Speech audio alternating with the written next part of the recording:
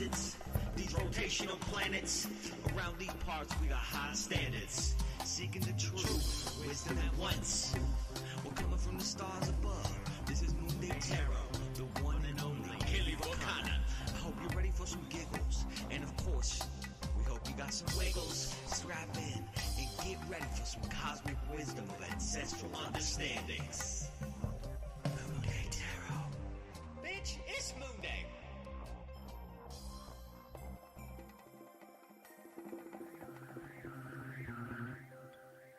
It cracks me up every time. And shout out to Romy. Bitch, it's Moonday. How you guys doing? Happy Monday. Hey PK, hey Logan, hey Kat. It's all good. I appreciate you showing up even just to tell me. I love that. Yeah. Oh, what's up, Gordy? I love that you guys will come and hang with me in the middle of your workday. I think that's so sweet. I'm honored. I think that's really beautiful. What's up, Jenny? Jenny in the house. Girl, I miss you. Hello, Kelly. Okay, so this is going to be a cool week. This is going to be a fun week. There's actually a lot of interesting astrology weather happening. But for the interest of time, I'm going to keep today to just talking about Jupiter ingressing into Taurus and the new moon that like immediately follows after that. It's impossible to look at any one transit in isolation. So I'll do my best to kind of mention and talk about how some of the stuff is interplaying, but for just the interest of time and simplicity's sake and keeping it just to a level where everybody can actually understand, we're just going to break it apart and just talk about these two things first. I know we have done a lot of prep work. I know, anyway, I have a lot of prep work about, you know, what is this house that Taurus rules and what do we need to do here? What do we need to reorganize here and review here with that Mercury retrograde to get ready for Jupiter's ingress? And by the way, happy Mercury direct. So Mercury is now stationing and turning and moving forward again in our skies. So that's really cool. If you're up early enough before the sunrise, take a look, see if you can see Mercury. You should be able to see Mercury and Jupiter for sure. So that's always fun. And Saturn as well, of course. Saturn is technically a morning star. What's up, Evil Fandango? And at night, I don't know if you guys have been watching the skies at sunrise, but Venus is so freaking high up in the sky. It's, well, for the northern hemisphere people anyway, Venus is super high in the sky. It's really beautiful. I've been enjoying really watching that. Part of why she's so high, by the way, just quick little astronomy thing for you guys. For the northern hemisphere, if you're in the southern hemisphere, she'll be really, really low to the ground. But anyway, for the northern hemisphere, first of all, Venus is approaching maximum elongation, meaning that she's as far away from PK, I'm sorry.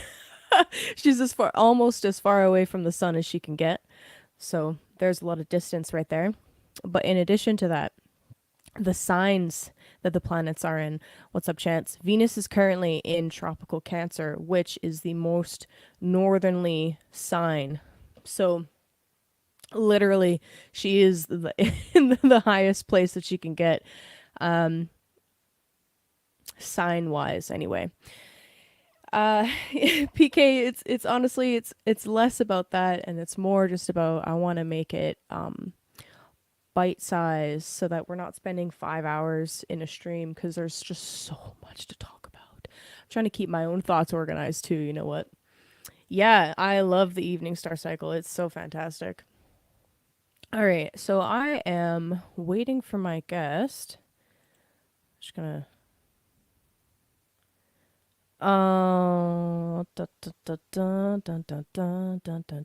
did I say noon to 2 p.m.?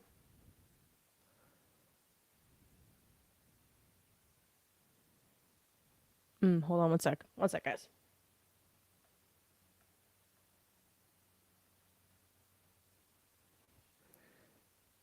Okay. Yeah. So anyway, back on topic. So as we're talking about anything to do with Taurus, where Venus is, since Venus rules Taurus, is really important, right? Um, since we have this Jupiter ingress into Taurus and then the new moon in Taurus immediately after, I'll show you guys the chart for that. Um, where Venus is, what she's doing, if she is supported where she is really important because that tells us a lot about whether the things happening in the Taurus house are more likely to be successful or more likely to be easier to do, easier to accomplish, or more challenging. That's how I would word that. So, having a really well placed, very powerful Venus is freaking awesome. It's superb. So, I'm excited. I'm just really excited. For my homework leading up to doing this stream today, I listened to a couple different videos. I listened to one that was specifically all about what is the highest, most positive possible outcomes for for Jupiter and Taurus, and just as a person that is much more Saturnian in nature, I needed that. I needed that a lot because you guys know I don't like sugarcoating. I don't like candy coating stuff. I try to be as balanced with my predictions as possible, which is difficult, but uh at the same time I really need a little bit of the hey, let's top hop for a little bit. You know, I need that. That's a kind of medicine that is really sometimes really very needed. So that was part of my homework. Okay. All right. Okay, so 10 minutes. All right. So my guest will be here in 10 minutes. That's fine. All right. Let me pull up the chart. Let's pull up the real-time clock. Just talk about what's happening right now. Don't, don't, don't, don't. So obviously it's Monday. Happy Monday, everybody. Always top up. Chance, I can't. Okay? So it is Monday. The sun is at 24 degrees of tropical Taurus. Well into Taurus season. How do you guys, first of all, before I kind of talk about this chart, how do you guys feel about that shift that we went through where for like a solid few months we were experiencing the new moon in a tropical sign and then the full moon in the sign and then the new moon in the sign and then the full moon in that sign? Now that it's switched where we're experiencing the full moon and then the new moon, how do you feel about that? It's an interesting kind of thought experiment, but also I'm curious about our lived experiences. Does it feel like we're trying to wrap things up and then start new things? Or did you notice a difference when we had that switch, right? Because we had this right here actually is where it happened. We had the solar eclipse, which is a new moon, at the very end of Aries, right? And that's when it switched. So we had new and then full and then another new. And then when the sun ingressed into Taurus, we had a full moon. And now we're having the new moon in Taurus. So this is the first month that we've experienced that switch. Just curious. Did you guys notice anything? How does it feel to be talking about the new moon in a sign when we're almost finished with that sign? Like, how do you guys feel about that? How does that landing for you? Oh, Logan. It's a chanceism. It's a chanceism. Yeah, it's just that's a thing that chance does. Yeah, exactly. So a new moon is similar to beginning something, right? It's similar to like a seed being planted, whereas the full moon is something coming to a culmination, completing or reaching a new level, essentially. So when it comes to new moons and full moons in a particular house, in a particular sign, uh, a new moon is literally us beginning something new, a new phase in that house. And a full moon is completing something or wrapping something up or just moving on to a new phase of a thing, right? It's not always like literally endings, but can sometimes manifest that way. So it's kind of interesting just as an energetic shift. Now it's like instead of planting the seed first, it's like we have to clear something out first, and then we can plant a new seed in the new soil. It's kind of, that's the shift. Whereas for quite a few months, it was, all right, we're planting the seed in this house, and now we're completing something and wrapping it up. And that's how, like, when we talk about moon cycles, that's kind of what we expect, right? It's kind of just it. That's I guess, I don't know. I guess I can't speak for everybody, but that's kind of how my brain works. It's like, okay, it makes sense to start something and then complete it, like, right? But now it's flipped. Now it'll be flipped for a little bit, where we're completing and wrapping something up and then planting a new seed. But I mean, time isn't exactly linear anyway, so.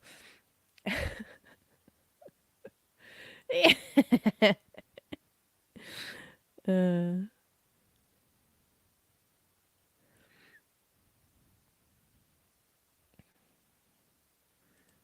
all right, fair enough. PK, you're just gonna troll me now, you guys. Yeah, exactly. This is kind of how I feel. It feels like, I don't know. It feels like it should be the other way, but you will quickly learn if you talk to me for any length of time that I hate the word should. It's arguing with reality. And here we are. It's not nice and neat, and that's just how it is. Yeah, PK, happy birthday. Happy birthday. Da, da, da, da. Oh, hey. What's up? Appreciate you. That's fun. I love that. What's up, J-Lo?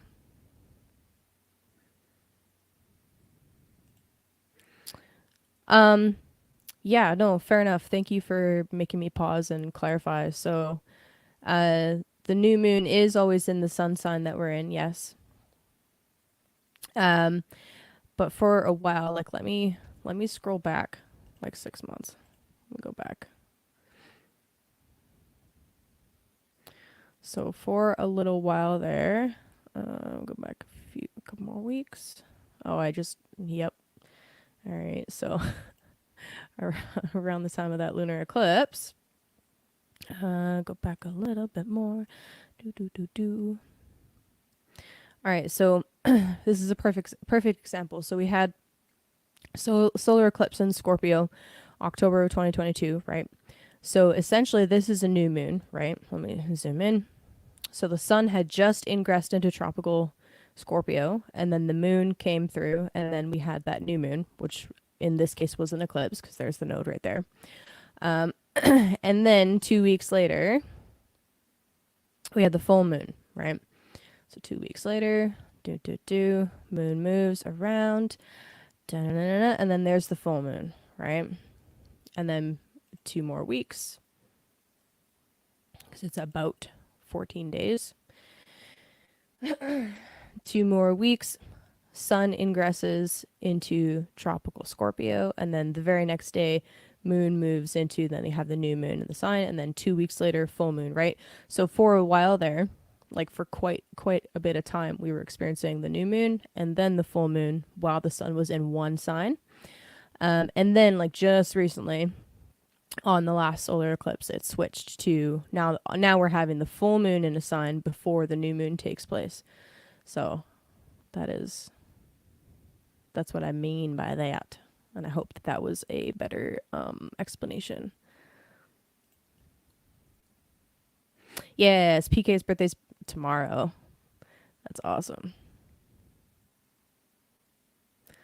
Dun dun dun. Does that make sense?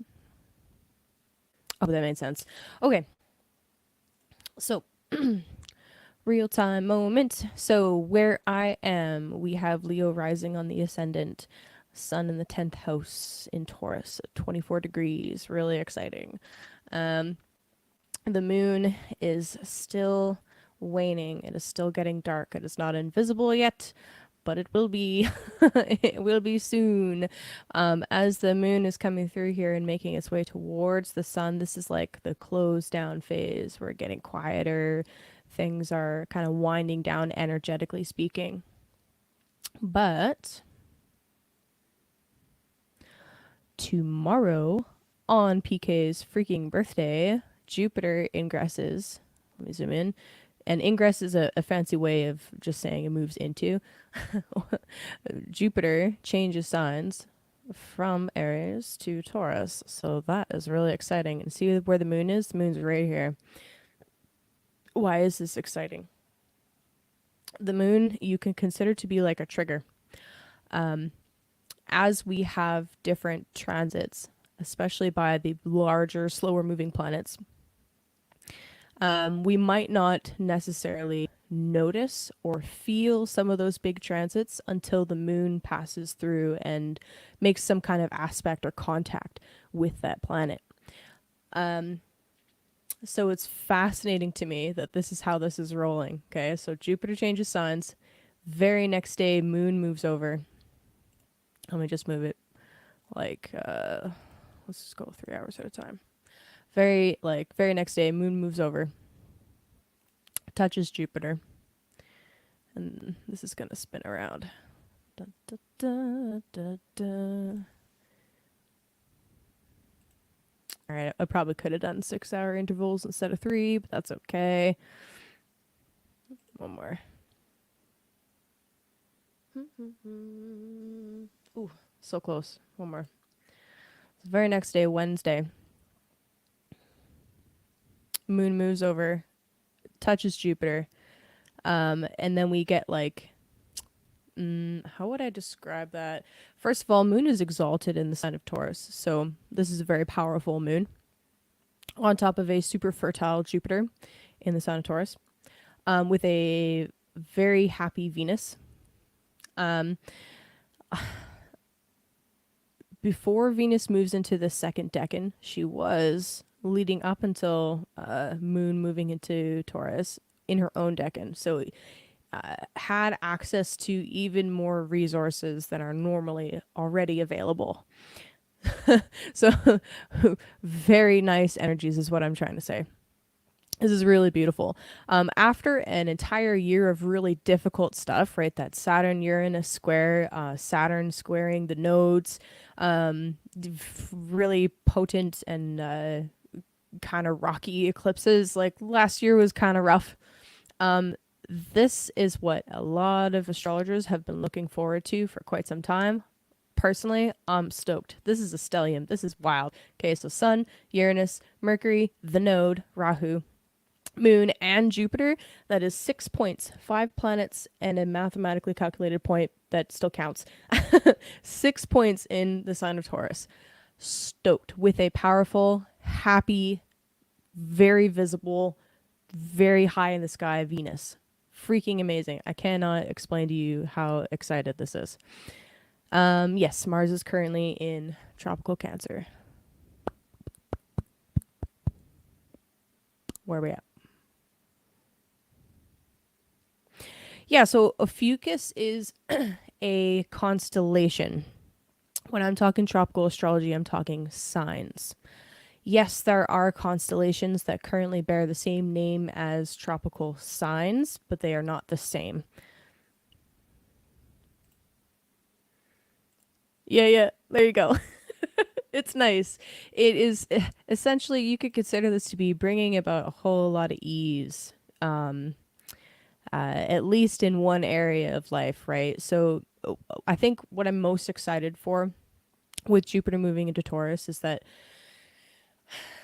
Jupiter is a planet of expansion, right? You hear that word a lot, expansion, but opportunities. It's not a guarantee with Jupiter. There are no guarantees. It's not a guarantee, but there will be opportunities.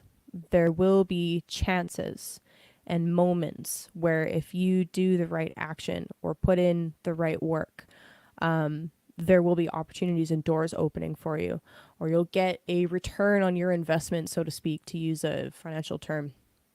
You'll get a massive return on an investment, especially with Rahu here. Rahu, the north node of the moon,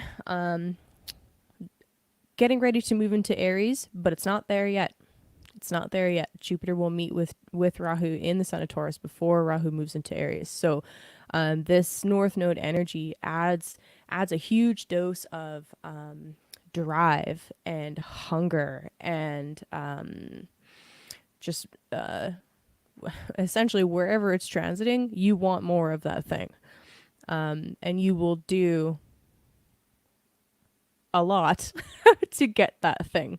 There's obviously shadow sides with this, right? Especially with the North Node and with Jupiter. I mean, I could go into that, but I think for today, I just want to focus on what is the more positive potential, right? The highest positive potential. So this is beautiful. This is exciting. I'm stoked. All right. So anyway, moon's getting dark pretty much unless you're up pretty early. You probably won't see the moon. But anyway, next day, Thursday, new moon in Taurus. Do do do do do. Just want to move it like 6 hours.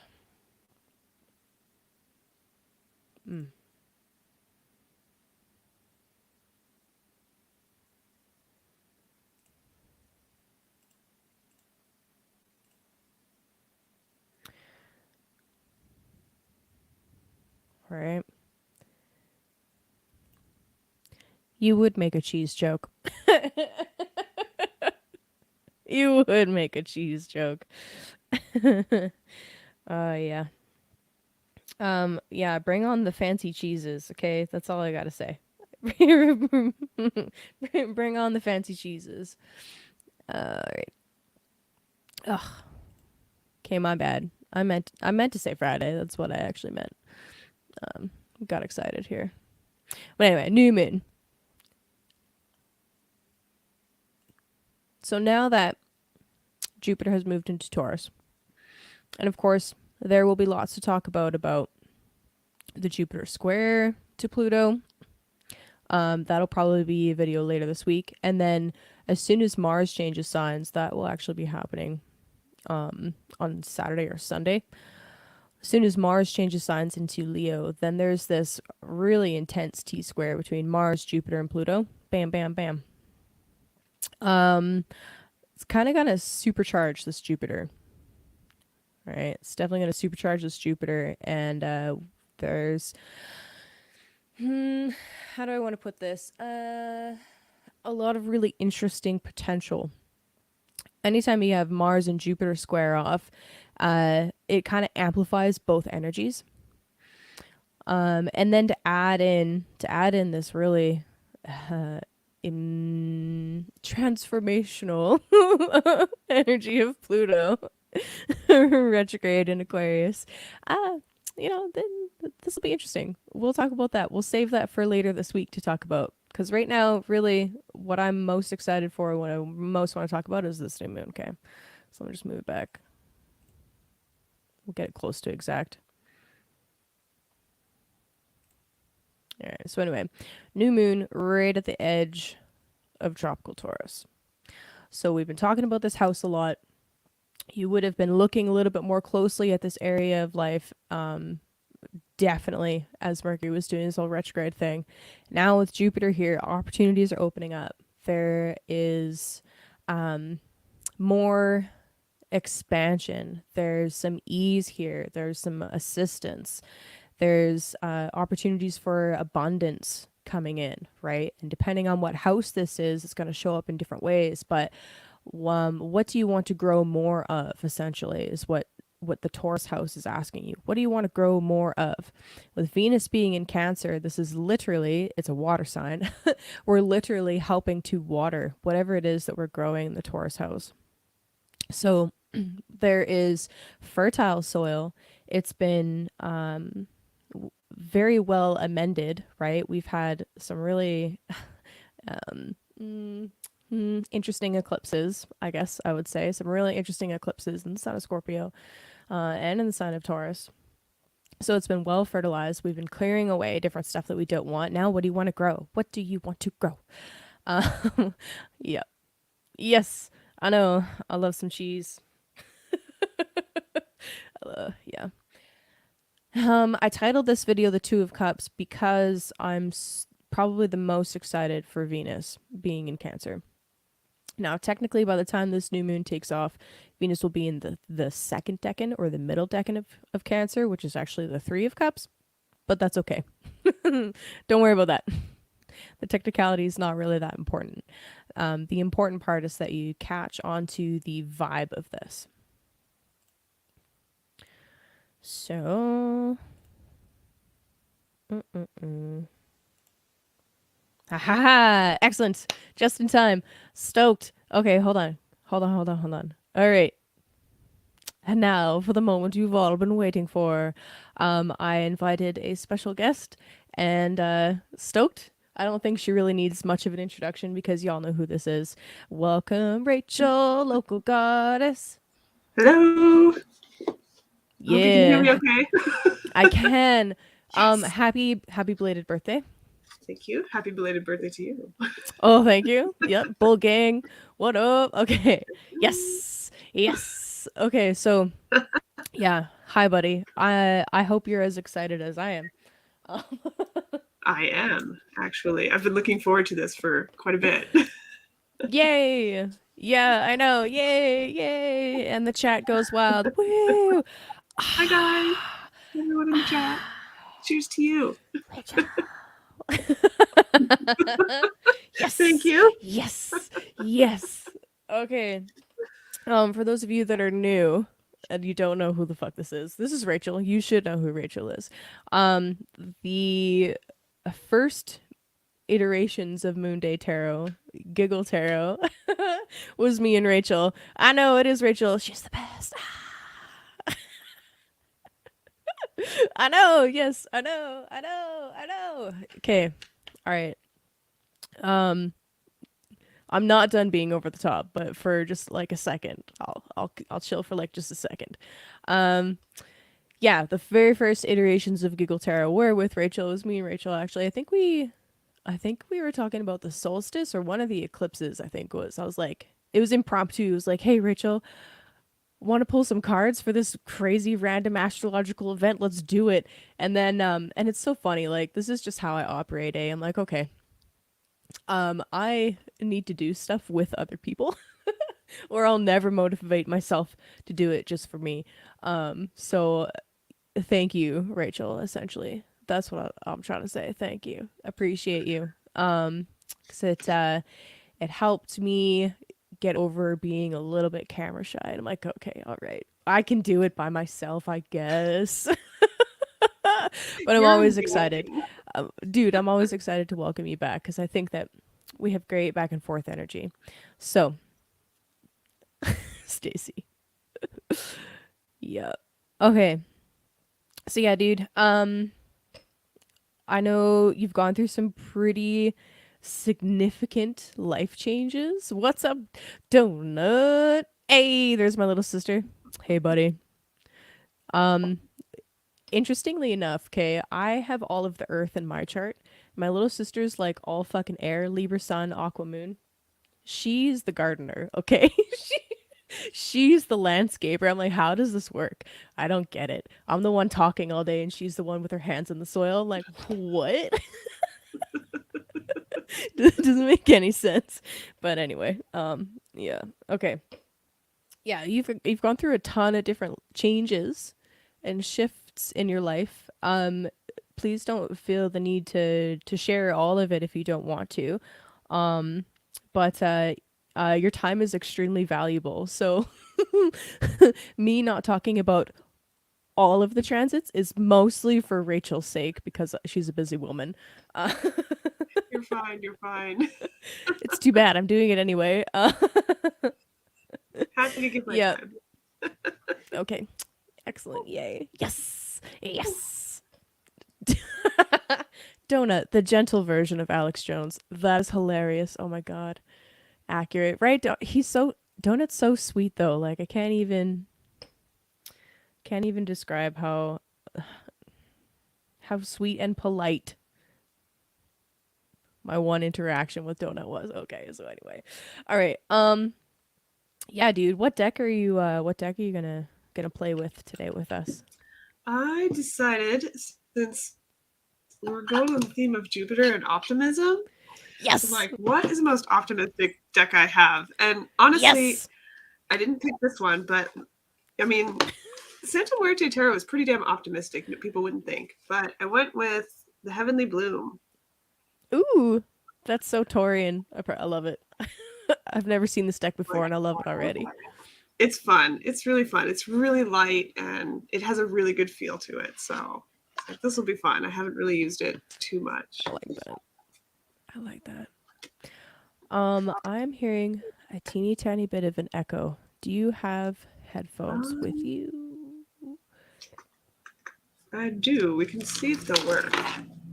What's up, Lacey? We be vibing. Yeah, dude, nature's therapy. Go get some soil on your hands. Nature's where you hear God. Hey? Oh, yeah. Definitely. Some good insights. Okay. Um yeah, dude. I am excited. So, what house is Taurus for you? What house for me? Where Yeah. this is happening? I think it was in. Well, it's in the third. I think it's in the third house. Pisces rising, yeah? Yeah, Pisces rising. Yeah. That'll be cool. I'm Taurus excited about it. Taurus is my whole sign 5th house. I'm Okay. really excited to see how Jupiter going over our suns. Like, I'm really excited to see how that's going to play out. I think it's going to be fun, honestly. Jupiter's I been know. getting my attention lately. It's Pisces rising, I bet. I would hope so. Right? It's been Yeah. like in the sky, like, hey, here I am. Look at me. Look at me. Oh, Like I I said. guess farm life has got you up earlier than the sun. It should be, but I've been waking up with the sun. Um, Okay. but I really should be getting up before it because just so that I have more time to do me stuff before I have to do duck stuff, which Yeah. I love being a duck mom. I never thought that I would be, but I love being a duck mom and I love ducks. They are so funny. They are so much fun. Like there's so much personality. I just adore them.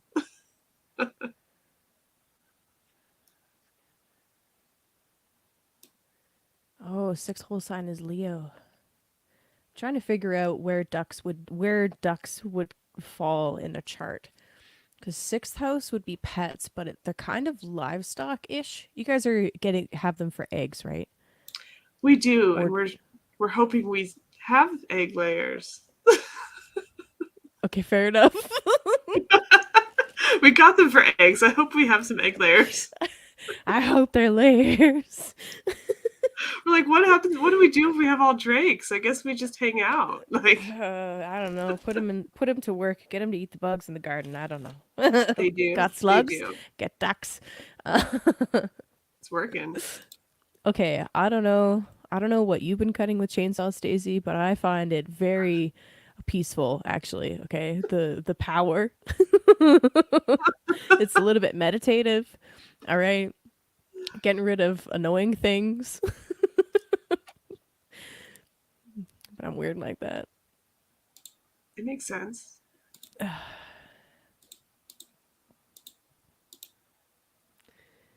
That's peaceful. What are you talking about?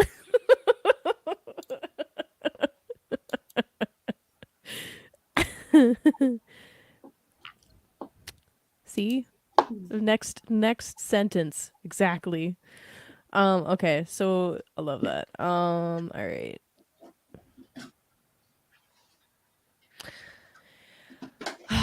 Okay, so Jupiter into the sun. I think I'm done talking about how excited I am. Let's Are you sure? Because you could be more. No.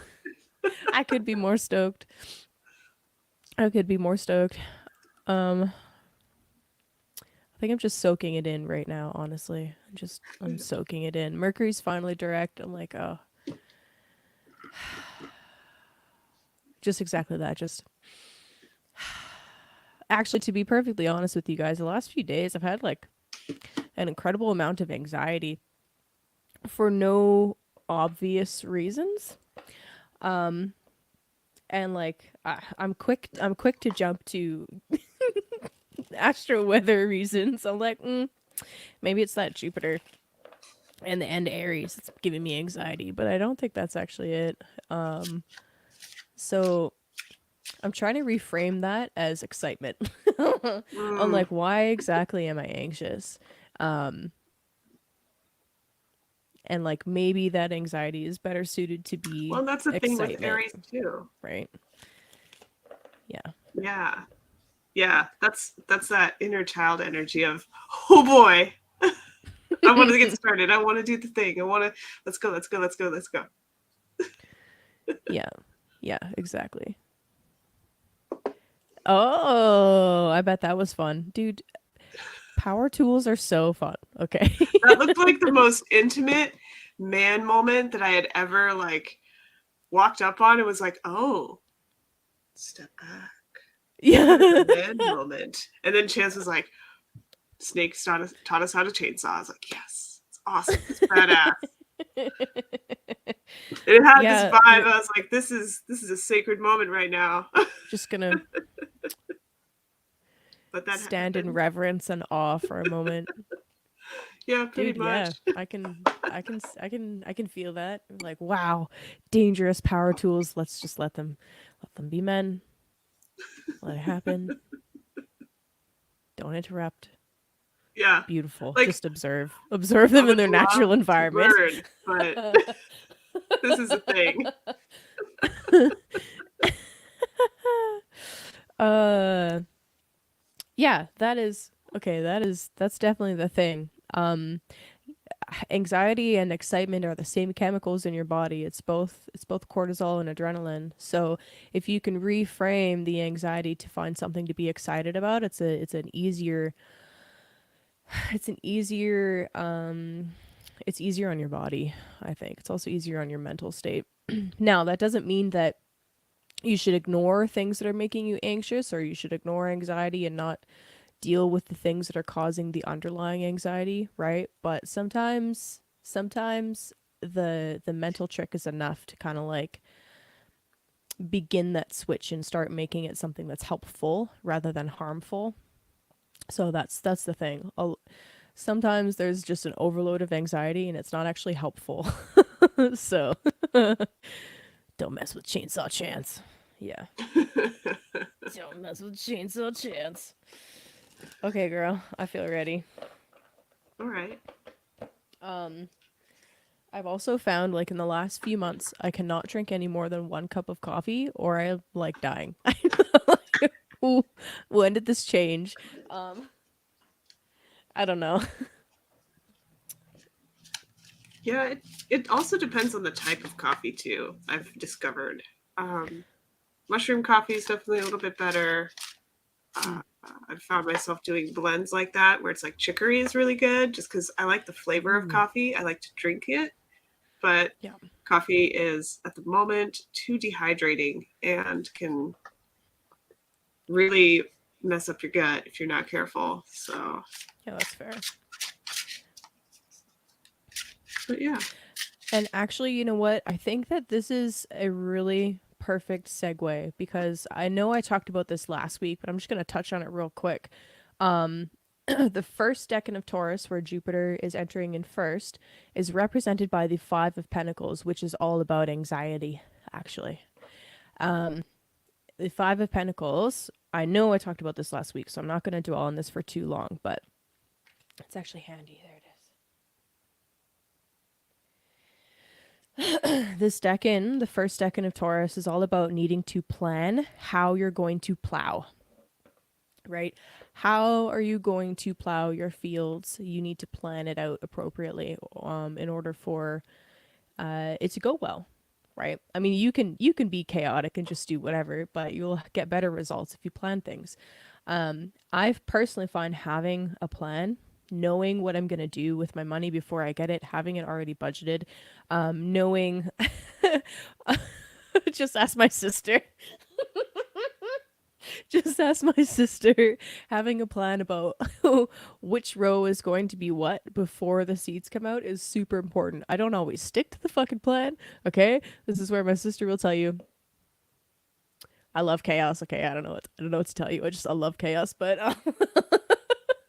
I'm like, I'm gonna do this one over here, and then it's a totally different kind than what we had written down, and then she gets mad at me, and here we are. So the vibe, the earth sign in you takes over and is like, oh no, it feels better over here. Yeah, basically, or more like, I forgot what we said, so I'm doing what I want. Yeah, that's more likely.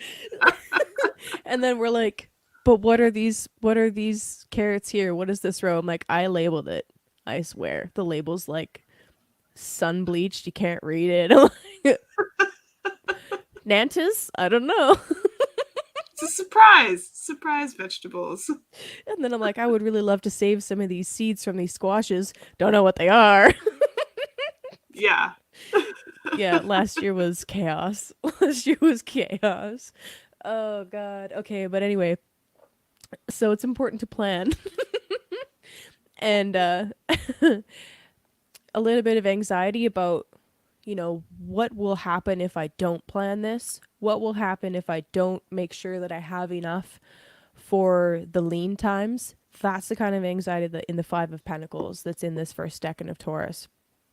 So it's all about, okay, here's this anxiety. Now let's deal with it by making a solid plan and then sticking to the plan. So that's really important. So as Jupiter's moving into this first decan, this is what we're this anxiety level actually does make a little bit of sense that last decan of Aries is hot.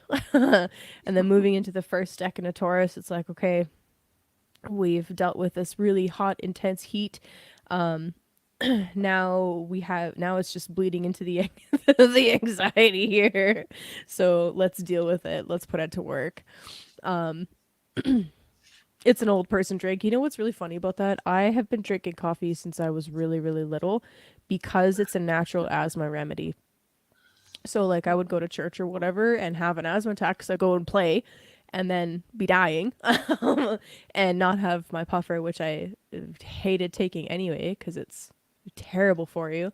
And I would sip on some black coffee. Nice. Yep. So anyway, it's an old person drink, and I'm like, yes, but no. I mean, I would really like to do more mushroom coffee though. it's pretty good. It's pretty good. I like mixing it when I can. You're probably not wrong, Stacey. And it's so funny. It's because it. Oh my god, I'm gonna go on a huge aside. It's a cortisol related inflammation issue, and we treat it with more cortisol, which destroys your body's ability over time to create it on its own. By the end of my grandmother's life, she was taking massive amounts of steroids. Yeah, so I don't want to do that. So I've really been interested in exploring natural remedies and natural ways to assist my asthma, but you're probably right. There was huge amounts of anxiety in the womb and then as a newborn. So yeah, it's definitely a thing. Okay, anyway, we're way off track. We're just gonna bring it back to what we're supposed to be talking about here. Jupiter, yay, opportunities.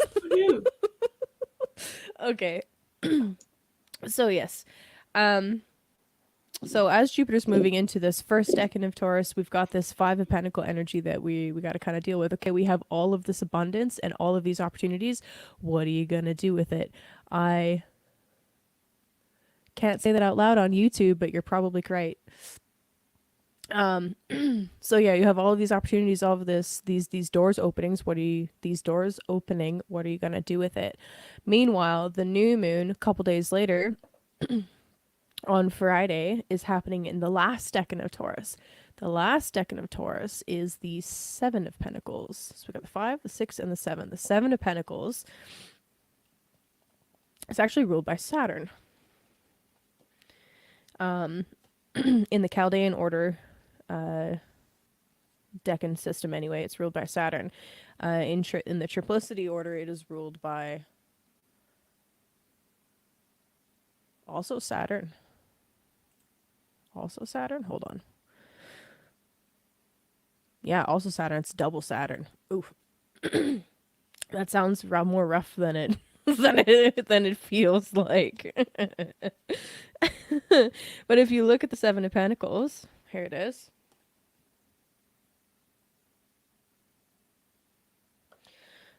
It's really about trying to.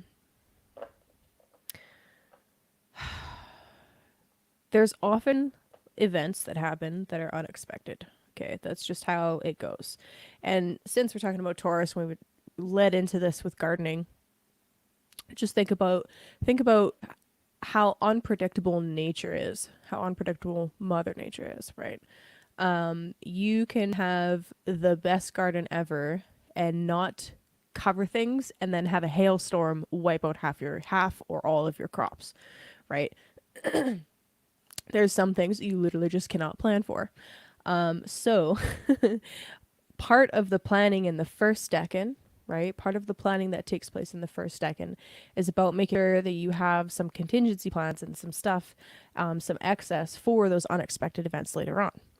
I really feel like the Seven of Pentacles is also really asking us to look at the long-term gains, right? This is not a fast-moving sign. This is not a fast-moving transit either. Jupiter takes about a year, on average, a year in each sign. So some of this growth is going to begin now, but it will be unfolding gradually over the course of a year, right? So this is just something to think about while we're moving into this new moon phase, as the moon's going dark, and we're planting seeds, so to speak, in our Taurus house. What are the long-term benefits that you want to see from that, right? So, okay. I want to add something to that. Yeah. If you haven't noticed, the moon stays dark for, I believe it's 3 to 4 days a night. At one point in the year, it's 4 for a very long time, and then it's 3. So there's a cycle there. But if you haven't practiced being in sync with the moon, I would really encourage you to do it with this moon, with those decans in mind. Take the first night to release everything. Whew, breathing, it's over. The last month is over. Take a rest moon. Take a moon where you start getting your intention set, and then step into the next one with like, all right, here we go, because that's that 7. You've got your 5. We're resting. What do we lack? What do we, where are we without? Where could we do better? Where could we prepare? And so letting it build into that 7 of, okay, let's watch it start to grow. And with all this Jupiter, with all this optimism, you're right. There's so much unexpected stuff, but being as prepared as you can is fun. Experiencing the stuff that you don't expect is fun. Remembering to have the fun in those moments. It could devastate you. I mean, it could suck, but we live in slightly different times than our ancestors. So, if you're not totally prepared, we can take care of things a little bit easier. You don't have to be totally high and dry. But, see everything that comes at you as an adventure, and with a lot of grace. Like, I think I had this hailstorm happen one year, and man, I was out there pulling in as many plants as I could. Everything was soaking wet, like everything. And it was a lot of fun. I enjoyed it. I love storms. And so I was like, this is the worst. And that's kind of like a good way to set yourself up. If you're having a hard time, make those really easy plans for the next day. I'm going to shower tomorrow. Make it that basic sometimes, but then be excited, like, sweet, I wrote it down. I'm going to shower. This is going to be a great shower. Practice being excited, and then practice pulling yourself up out of the shock of something happening. It might be easy and natural to slip into the, oh shit moment, but then it's like, okay, whew, let that go. where can I turn this around? Because nobody's going to ruin my day. You know, when I had to change my license was one of the first times where I actually practiced standing in my power and saying, no, I'm not putting a mask on. And the guy was like, this is a government operated building.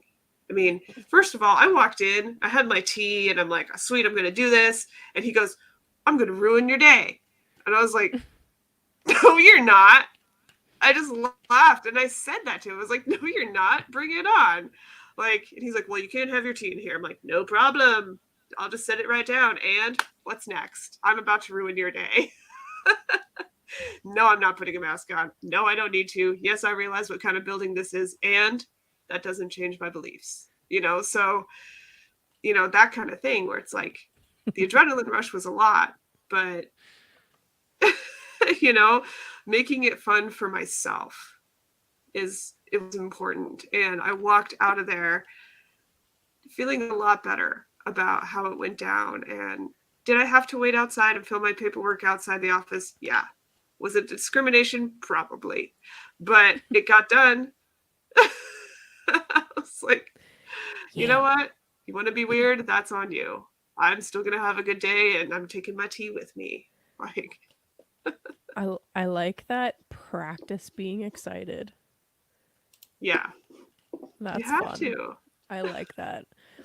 Yeah, so if you wanted to try what Rachel said, the day of the exact conjunction of sun and moon is already midway through that dark period.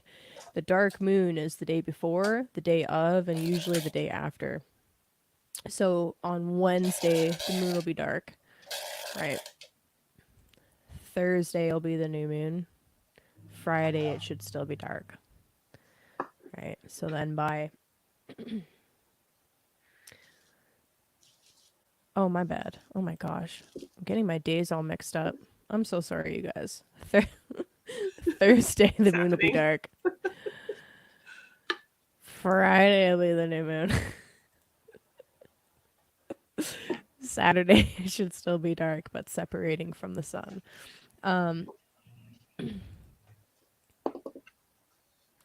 Just moving the clock forward. I wonder if that's going to be far enough away. You know what? By Saturday sundown, you might see the first crescent of the moon.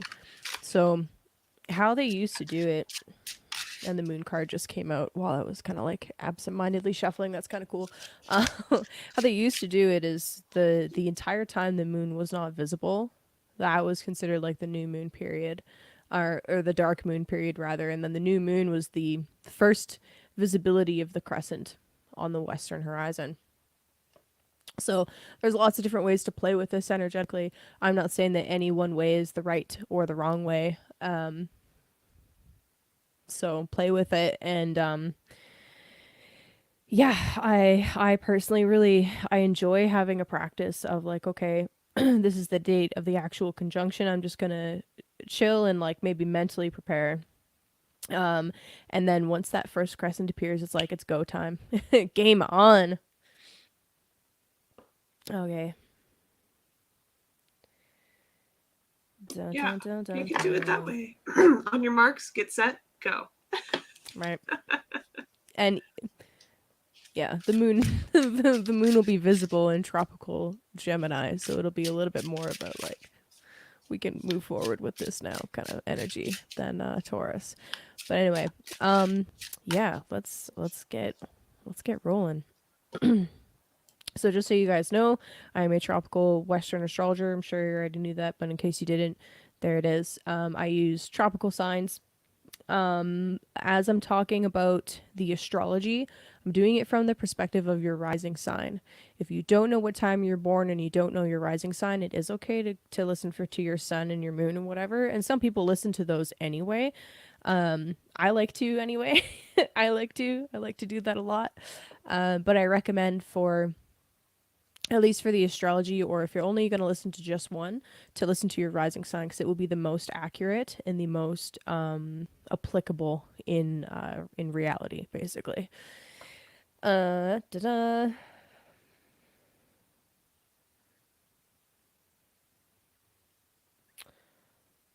Yeah, so we go backwards. We start with Pisces and work towards Aries because that's just how we roll. Rachel, are you cool to stick around and do personal readings if people want that? Yeah, that's fine with me.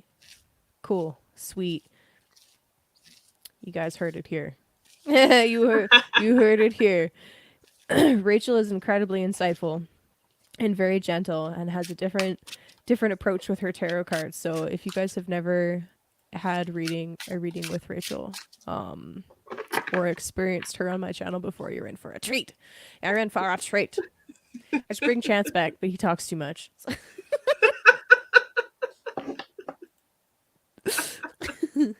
Love you, Chance. He's probably just listening in the background. He's like, oh, come on, you guys. Nah. He knows I'm just playing. All right, so I'm scrolling my wheel back to the new moon, and then I'll be ready to start. I swear to God. So so Pisces, for you guys, Taurus is your third whole sign house. So for Pisces rising, okay, so first of all, if you're a Pisces rising, Jupiter changing signs is a way bigger deal for you because it represents you, right? Jupiter rules Pisces traditionally. It represents you switching focus, right? So up until now, for the last year or so, you've had a very heavy focus on the Aries part of your chart, which for Pisces rising is the second house. What are my resources? Do I have enough? Can I, or what do I use to support my body? Sorry.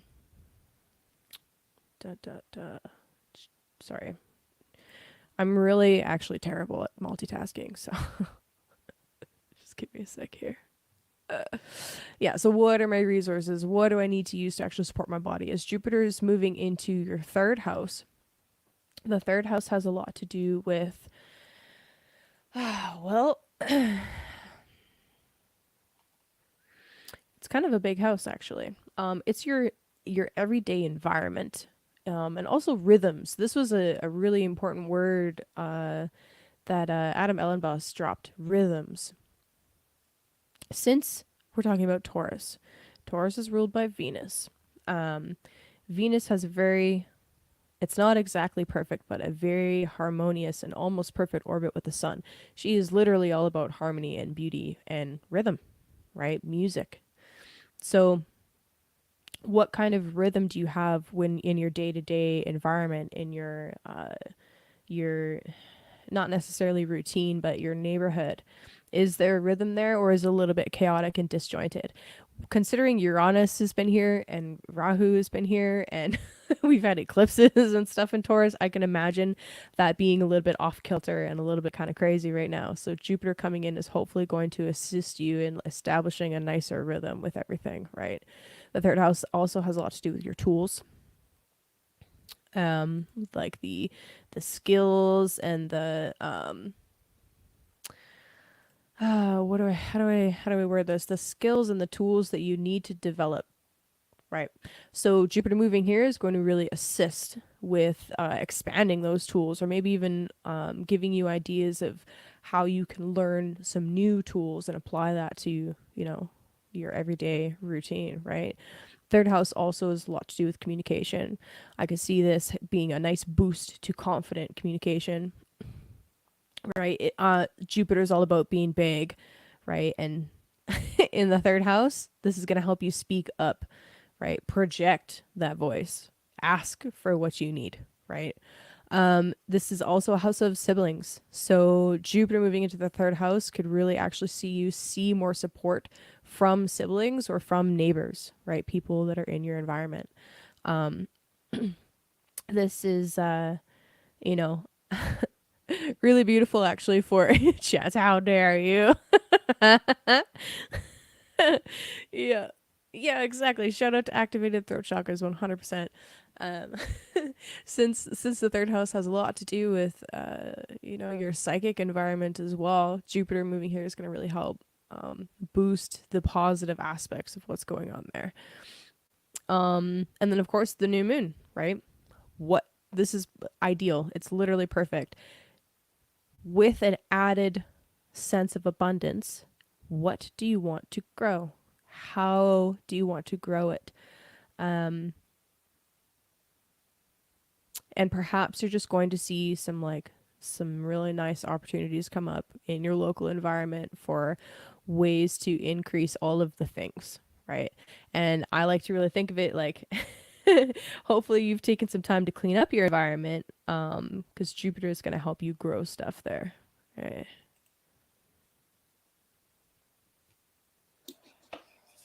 Beautiful.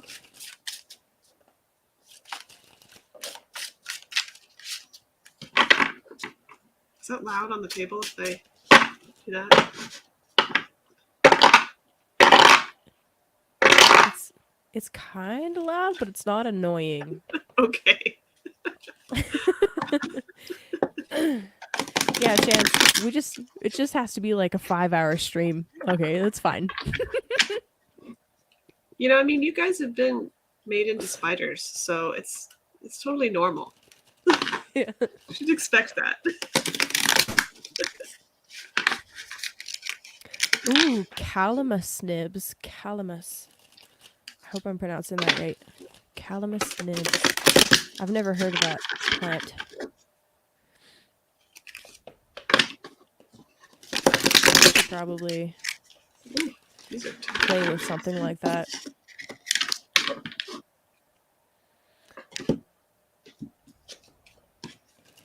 Okay, spices. What's up, Crypto Tales? Just in time. We're literally pulling cards for Pisces right now. Good job. This is pretty standard, you guys. For Rachel and I, we don't even start cards for an hour. That's pretty normal. Yep. Yeah. I can't go 5 hours though. Okay. More tea. Yeah. Bust out the green.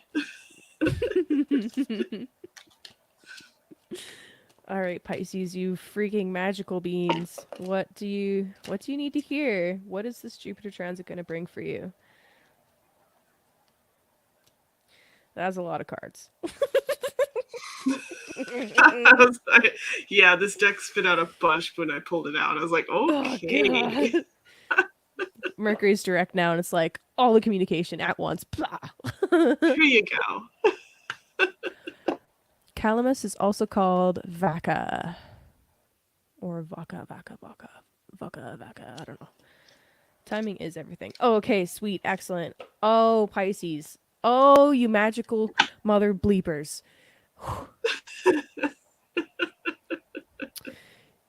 What? Okay, so one of the cards that came out before that decided that it really did want to come back out again is the Hierophant. So you have the Hierophant. You also have the Knight of Pentacles and the Star card. You magical motherfuckers. Okay, so Hierophant's beautiful, all right? First of all, this is the card for Taurus, all right? Also underneath the deck, Ace of Pentacles. So we're definitely cultivating something really powerful here. There's some secrets that you're going to learn, Pisces. There's some secrets that you're going to learn through your own lived experience. There's going to be some skills that you're cultivating, that you're building, that perhaps you're just being introduced to for the first time, or perhaps these are old skills that you knew from another time, another life maybe, or you're just learning a new way to apply these skills. It will be important for you to make sure that as you're expanding and finding new opportunities and experiencing the beauty and the pleasure of the sensual Taurus, that you are making sure that you're stable before you continue the expansion. This is the influence of the Knight of Pentacles. So stabilize, then expand. Stabilize, then expand. I don't know how many people play video games here. All right, but I really love I love being able to use them as metaphor tools. Okay, so if you've ever played any kind of strategy or war game, it's always a good strategy to expand your production, to expand your macro behind an attack, so that while they are responding to your attack, okay, while they are responding and reacting, you are growing your economy so that you come out more on top. And I'm not sure how exactly to apply this to the third house, but I hope you understand my meaning. So you're learning secrets, expanding things, and then reaching out. And then as you're reaching out, expanding things more behind you so that there's more and more support for the forward momentum that you're going to have. Make a wish, Pisces. Make a wish upon a star. Yep, that's all I gotta say. Make a friggin' wish. You goddamn lucky bastards. I love you. Do it. Do it. Do it. So these are fun. I got some good ones for Pisces. Initially, the Ace of Swords came out. You can see that all right. With the Eight of Laurels, which is your Pentacles. So, I mean, it seems pretty basic. You know, fresh inspiration. I mean, Jupiter does bring new ideas, expansion, expanding the mind, expanding, you know, your territory too. I like that you brought that up because there's this little castle back here in the clouds. Taking things to a higher level, more etheric beings in this picture. Grounding it in the work. You know, I love the beauty of this card. Like just the flowers, you know, this presence of beauty, that this work that you're creating is tough. It's intricate. To build something, you have to have all, you have to have ducks in a row. You have to have details. Did you just say you'll never get your ducks in a row? Or they're No. No, but I did buy a sign that said mine are everywhere.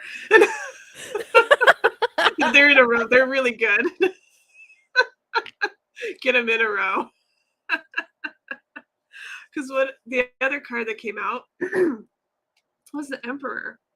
I'm sorry, the green screen's making his robe shift, which is kind of weird. There's like a hole here. Oh. Okay, so you're talking about like, how do we do this? It's with the Four of Cups on the personal level. We're taking into account these roots at the bottom of this Emperor. What makes a really good grounded leader is, first of all, recognizing your sovereignty, taking grasp of that. Crown yourself. Screw the coronation, crown yourself. Okay? Crown yourself. We're working on your territory, and don't forget your roots. That's the most important part. When you're, you know, your roots are your community, they're your ancestors, your friends, your family. Those are your roots. You're establishing those things. So when it comes to developing those relationships, it's, you know, being open to this offer from the divine. Whose heart is this? Is this someone who could help you out? Is this somebody who you could help out and develop anything together? So that was on the bottom of the deck, but yeah, that's what I got for you, Pisces. I'm still laughing over ducks in a row. Oh man.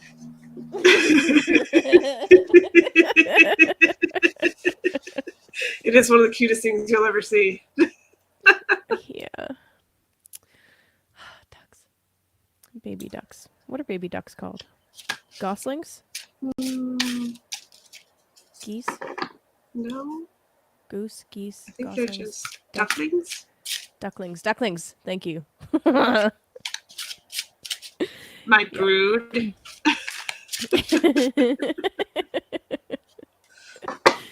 Aquarius. Aquarius. You sing it every time. I know, and then I didn't, so thank you for singing it. It's like, cannot go unsung. It's been so long since I've actually even heard that song. I don't even know if I'm singing it right. I'm not even sure that. I think someone at one point asked me if I thought we were in the age of Aquarius. I was like, this is a trick question. If you listen to the song, I'm like, I'm pretty sure that transit could happen multiple times. Yeah, I don't know, man. It depends on where you're measuring it from, right? So, I don't know. Yeah. And I think I don't think there's a solid exact start and end time on ages. I think there's periods of transition and blending. But anyway, Aquarius. So for you guys, Aqua, Jupiter is moving into your fourth house, and that is where the new moon will be, in the fourth house. Fourth house has a lot to do with our anchor, our ancestry. It's our home, right? On a literal level, Jupiter moving into the fourth house can be literally buying property, buying, selling property, making a ton of money on real estate, that kind of stuff. Like literally, fourth house is property. Um, you know, it would be really fun if some of y'all went digging, okay, especially with that Pluto in your first house, some of y'all went digging and found like literal riches underground. That'd be hilarious. Please let me know if that happens, cause I want to cut. Just saying. You could see yourself suddenly wanting to renovate and add expansions onto your home, right? Like literally expansion of Jupiter property. That is the most obvious surface level thing going on here. I have met people that when experiencing a Jupiter in the fourth house transit have gone to their homeland, literally traveled to their homeland if they didn't live near there anymore, right? So I'm not an aqua rising, but if I was, then I would love to go and see Sweden. I would love to go and see, well, maybe not France right now, but I would love to go see my ancestral homeland because that'd be really cool to connect with that kind of stuff. Um, yeah, that's definitely some things that could go with this kind of transit. You could also like, since the fourth house can represent parents, you could see one of your parents go through an amazingly abundant or spiritual time, right? Like, let's not forget that Jupiter is associated with spirituality. So that could be really interesting to watch, right? But really, on a deep level, this would be you exploring your ancestral connections, maybe even healing and ancestral and family karma, right? Like, what are some family secrets, and how can you kind of work through some of those things? So really, really interesting. This is about expanding and solidifying your root. Really, the fourth house is your root, your anchor. You can think of it in terms of trees, or you can think of it in terms of ships. I like to alternate between the two. You've probably heard that. Heard that. Um, but yeah. So, what keeps you anchored? How can you expand that anchor, or or anchor down more solidly? Right. That's what we're talking about with aqua. Like it. That's hilarious. Mm. Oh man. Oh, Chance. That's so cute that you get to say that. Lovely wife are doing gardening. Ugh, you guys. Stop it. I expect to see pictures. Yeah, I know. I'm like, Show us the yeah. greens. Yeah, right? Jenny got to see the Jenny got to see Chance's wife Jenny got to see the garden that my mom, my sister and I had been working on at my mom's property. Out in a small town, rural Alberta. Freaking magic. Yeah, so Jenny, I expect pictures. Um don't compare yourself to us, okay? But I expect perfection. Just kidding. I love you. I expect a competition. Let's see who's Yeah, yeah, right. I'm already down there. Not all of my seeds came through, but I'm starting them. Yeah, good, I had a good, bunch of good. seeds. I was telling my mom, like, a bunch of them were like, wait to the first frost. So I've been sitting here like, oh, I don't want to. Oh yeah, But now it's time. yeah. We're in a really kind of a challenging zone, where last frost is next weekend. So nothing can go outside unless it's covered or in a greenhouse until then, unless it's like, you know, cabbage or stuff like that. But even then, the soil is too cold before then for it to even germinate. So it's like, if you want a good season up here, you have to start indoors and or have a greenhouse and or caterpillar tunnels and or like all of these things to essentially appease Mother Nature. Yeah, it's fun. But it's not impossible. It's not impossible. Um anyway, Aquarius, how are you reading down with this Jupiter energy in your fourth house? What can you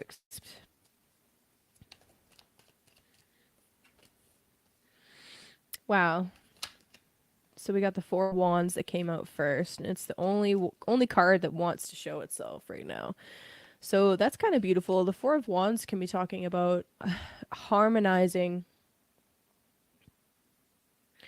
something that you have already begun. That maybe the beginning of that thing didn't have the most beautiful or graceful initiation, but that wasn't the point of beginning it, right?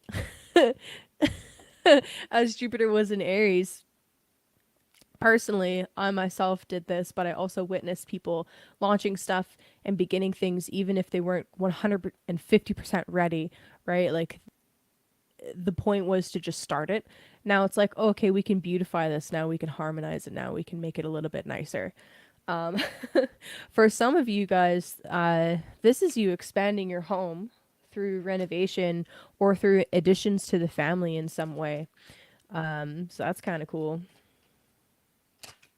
What else we got for you, Aqua? We got the Queen of Wands. I want one more.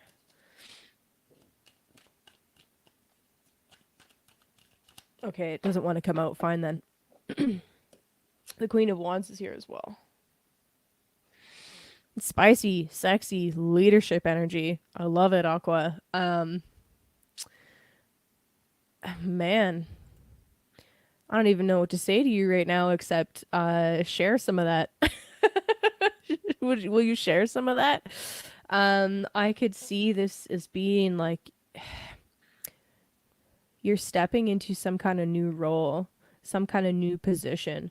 It's weird with all of this fourth house energy. I kind of like astrologically, I anticipate you spending more time at home or in quiet or focusing on like home life stuff. But all this fire energy is like we are actually expanding out and up at the same time. So it's kind of like maybe this is you getting your ducks in a row because you know you're about to launch upwards and outwards with some other project. I don't know what to say, Aqua. I think this is kind of exciting. There's strong, passionate energy here, so enjoy it. And then, of course, right after this new moon, we are moving into Gemini season, which is a fifth house transit. So it's kind of like I'm kind of seeing this for you, Aqua, is like there's something that you got to do at home, right? Some beautifying project, some stabilizing project, something needs to happen at home first. And then as soon as you do that, as soon as you take care of that, and like harmonize things, it's almost like you're getting ready to invite your queen over, right? That's the fifth house of romance and fun. But before you can invite her into your house, you know what? It's like you can't leave those dishes out. Like you gotta put away and clean up the laundry, right? It's like you have to create an inviting space so that energy will want to stay. You know what I mean? So, however that actually applies for you, Aquarius, you might not actually literally be inviting anybody over, but that's not the point. The point is to energetically prepare for that. Yeah, I like that. It looks like it's a little internal. Maybe you're doing some internal preparing on this one for the alchemical union. At least what I'm seeing here. The same thing where I was like, is anything going to come out? Six of Laurels came out along with in reverse. So just so you can see what it is like upright. It's not focusing very well. Focus. This card has a lot of interesting energies in it. The High Priestess also. So this would, to me, it looks a little more internal. Yes, there's a sense of being able to give and receive with each other. And in this particular deck, she is, it looks very healing. What we're giving and what we're receiving heals the body being laurels. Which is all over wellness. When we're with somebody, when we're with other people, our energy flows better when we're in flow, when we're having good relationship, our health improves. That's why people really aren't meant to be alone. We can hermit for a time and really get back into, grounded nature, natural flow, but really we're meant to be in flow with others. So with the Lovers being reversed, this particular card is based on characters that this author's created. So you have essences of the Temperance, which is bringing in the Queen of Laurels, so your earth element, along with the Hanged Man of all things. So gaining new perspectives on what wellness looks like, what care for yourself and for what others looks like, and how are you going to do that?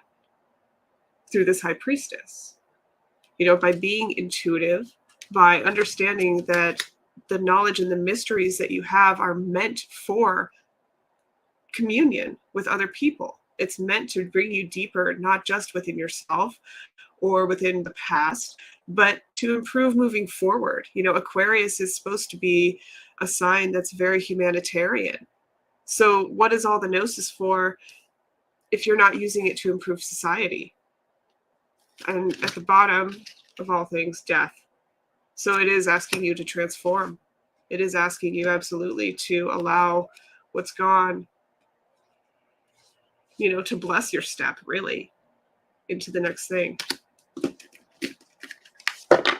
So that's what I got for your Aquarius. Nice. And Brianna, Jupiter was in Aries from May 2022. Was in the beginning of that sign for quite a while. Went back into Pisces and then ingressed back into Aries again. Just trying to remember what month that was. I'm trying to blank right now. But essentially it was about a year. But actually moving through Aries was really quick. It was very fast. Just trying to pull it up on the ephemeris.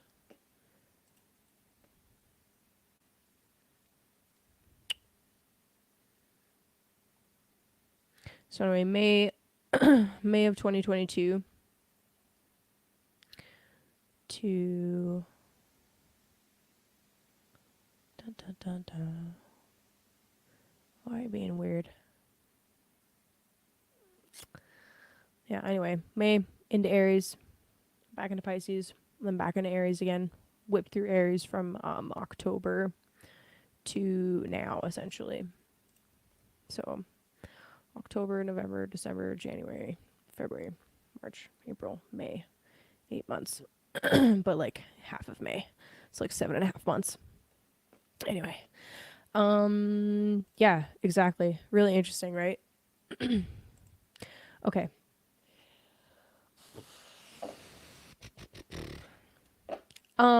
Let's see here. I need something. What am I needing right now?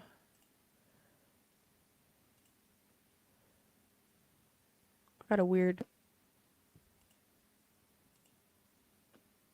thing going on right now. I don't know, but anyway, Capricorn. I just need some water, I think. And you know what? I'm gonna take a quick second. Yeah. Okay, so Capricorn. So for you guys, Capricorn, this is probably gonna be the most positive horoscope out of all of them. All right, let's talk about this, okay? This is why I prepared by watching a video about the positive possibilities of Jupiter into Taurus, because we need this. For Capricorn rising, this is going to be happening in your 5th house. The 5th house is the house of fun and joy and creativity and children and hobbies and top hopping, okay?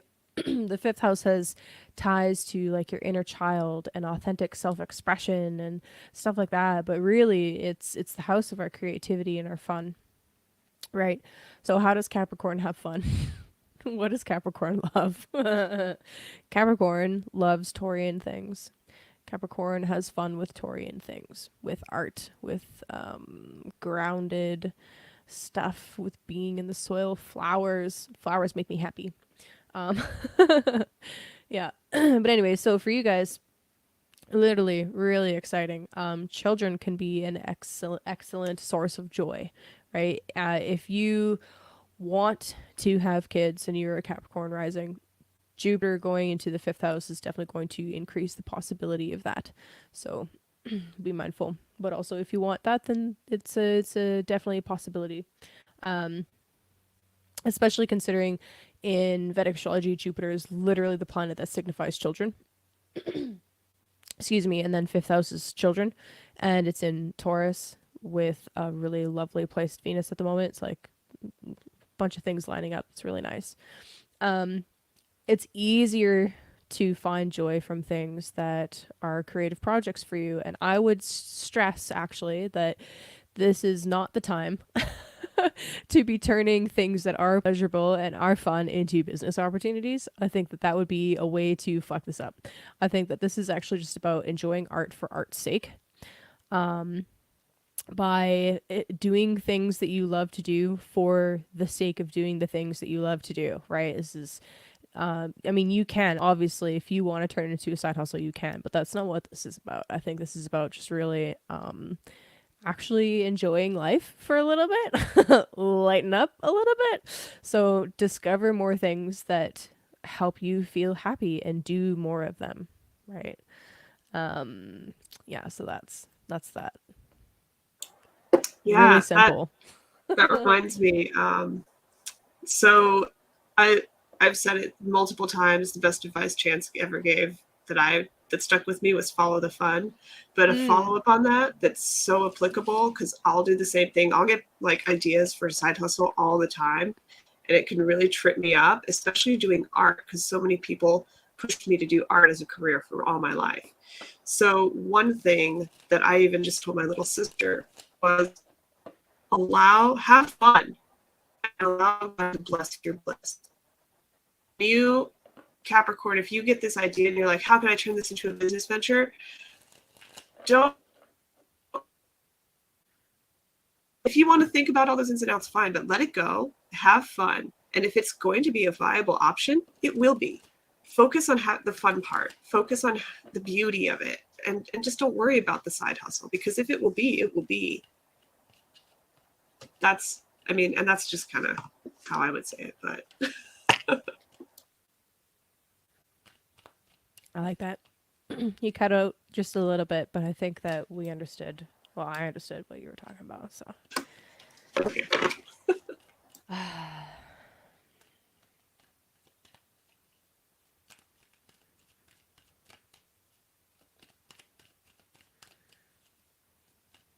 Come on, Capricorn.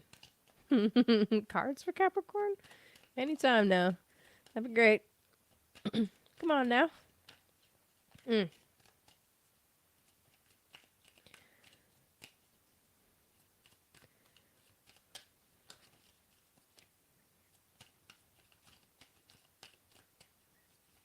No. No. We're going to be tight-lipped. You don't get to know. Sorry, Capricorn. You don't get to know. You will know nothing like it.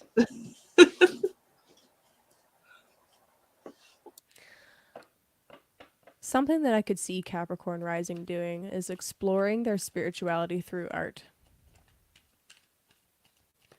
I wasn't going to read it, but now I will. The Hierophant was on the bottom. Hell yeah. So we take the Hierophant really super serial, but really that's what it should be, is turning everything into, I mean, you can make everything sacred and make it a ritual, but make it all art.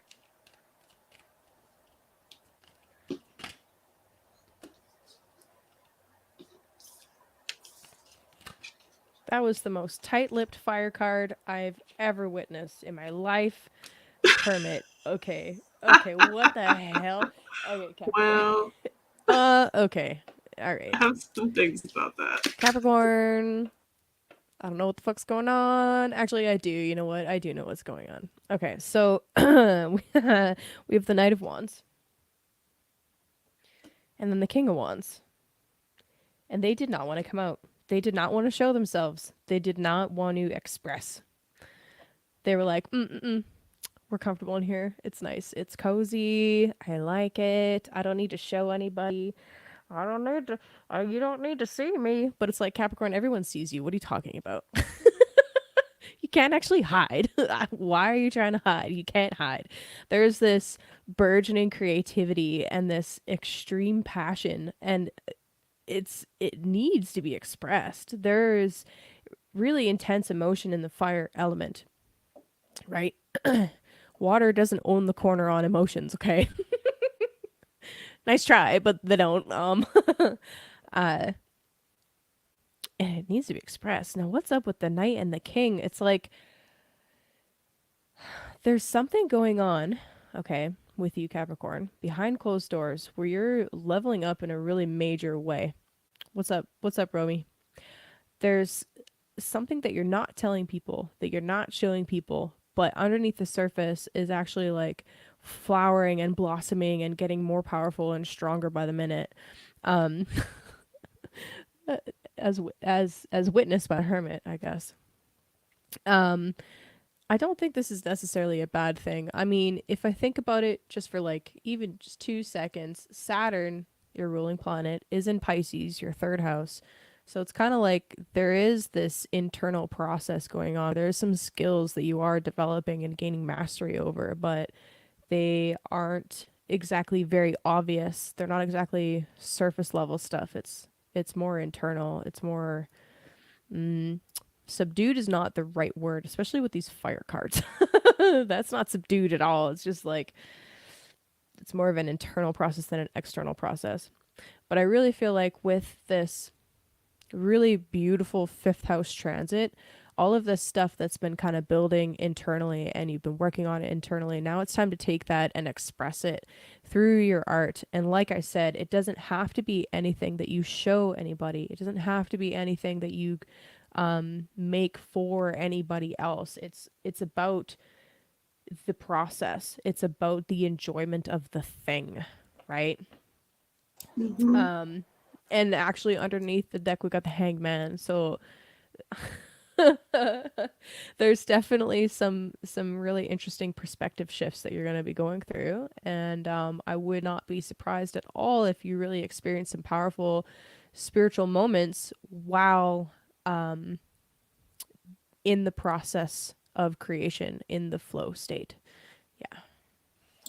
I love that. That's so perfect. Gosh. So here's the Three of Wands. Word. And it looks more introspective. She's still looking off. She's looking towards the left, your flow side. Oh, that fire is contained within. You know, it's the fire within the heart, the fire that's burning, and maybe it's not shining really bright, but it's burning like coals burn. And that is so that you can allow everything to come out in the process of love. The Knight of Cups. Timing. Loving, tender, beautiful. Spirit-led sharing. It's allowing it to pour out of you instead of, boom, here's my thing. Just let it come out in your conversation. Let it come out in the way that you love others. Let it come out, express itself. That's that Hanged Man. New ways of expression.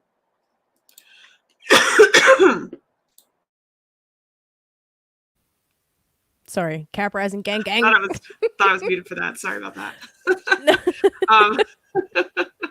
But yeah, that's kind of what I'm seeing with that. It's like everything you're saying. New expressions, beautiful expressions. Even though things are a little more under wrap, maybe that's why I didn't want to come out, because the way that this is meant to be communicated is meant to be in a completely different fashion than you have before. And so that's the holdback. You haven't perfected the art yet. You're not quite at the Hierophant level yet, but that's okay. That's something you build and you work for. That's the beauty of that energy and that spirit. Shout out to the Cap Risings in the chat. What is up? Yeah, I'm looking forward to this. A super positive planet moving in with a bunch of firepower into a house that is all about pleasure. Like, obviously there's ways that can go sideways, but we're not talking about that today. We're No, not we're talking not. about that today. Optimism. Optimism. Hopeful, looking forward. Yeah. I feel like a mental patient some days. Sagittarius. Sag. So it's funny to me actually that you just brought up embers and how like that's the fire element too, right? They're not expressing visibly, right? They're hotter than the flame. They're way hotter than the flame.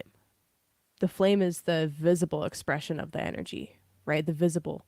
So that was really interesting. And I was literally just thinking about this yesterday as I was sitting around a little fire, actually. Don't tell anybody, but half of Alberta's on fire right now. But we were in a No. backyard. It's fine. Yeah, it's bad. But anyway, so we're sitting around a fire and, my Sag rising boyfriend's talking about fireworks and I'm like, oh, that's Sagittarius. The explosion. I get Yeah. it. You can start things and end things real quick. And it's beautiful for like A second. Yeah. Okay, so yeah, I just wanted to share that. It was cracking me up. I'm like, oh. I All right, don't so know how anyway. to feel about that being my midheaven.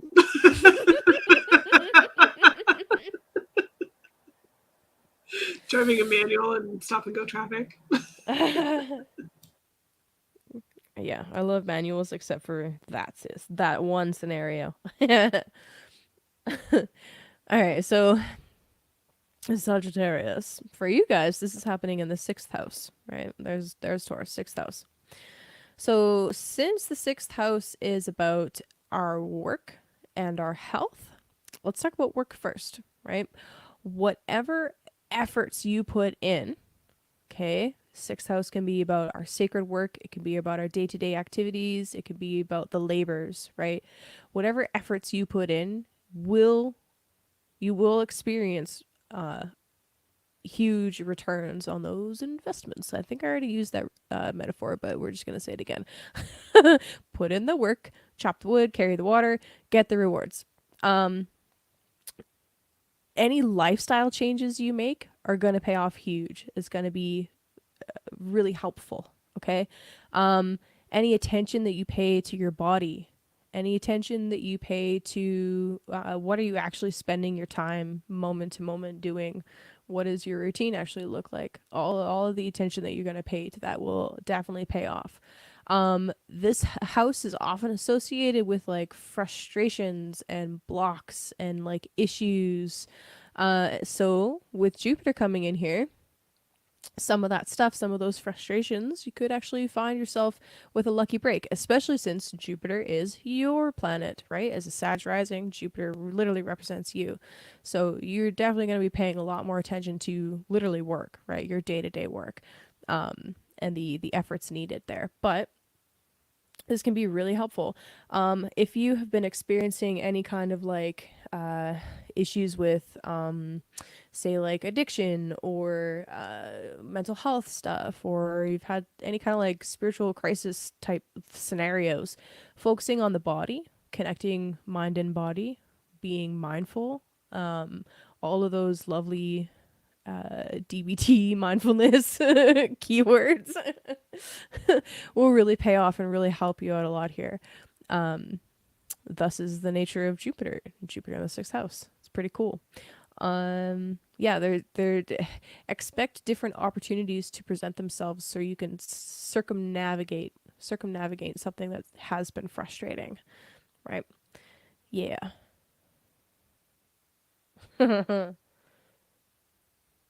Ooh,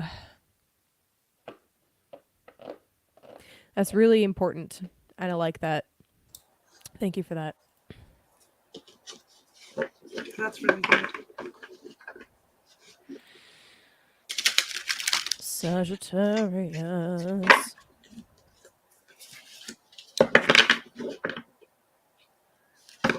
You guys are already so lucky. Like, the image that I got while I was thinking about this is like a slot machine, but like every second one is a win.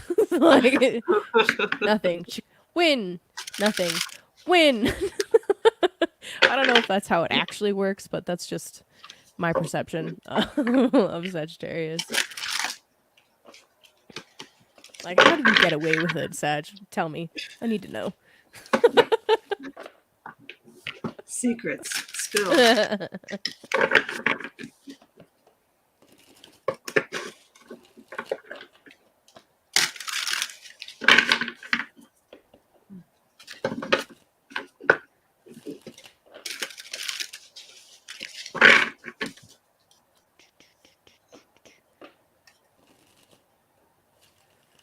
All right, so LMFAO just popped into my head. Every day I'm shuffling, but instead of shuffling it, I heard hustling. Yeah, Possibly. Yeah. I guess. I like it. Can get those gains. Sick gains.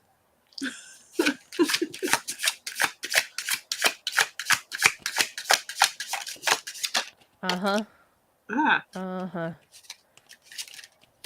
okay. More. Ha. There's too much. Okay, there's too much coming up.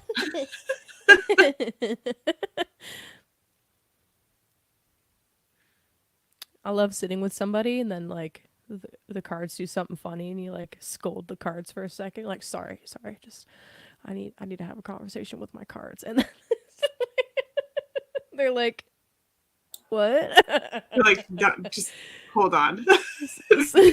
Some people just Listen, you accept it and they're guys. like, yeah, do your thing, and other people are like just looking at me like, oh, this bitch is crazy. Like, You're like, no, trust me, this is the thing.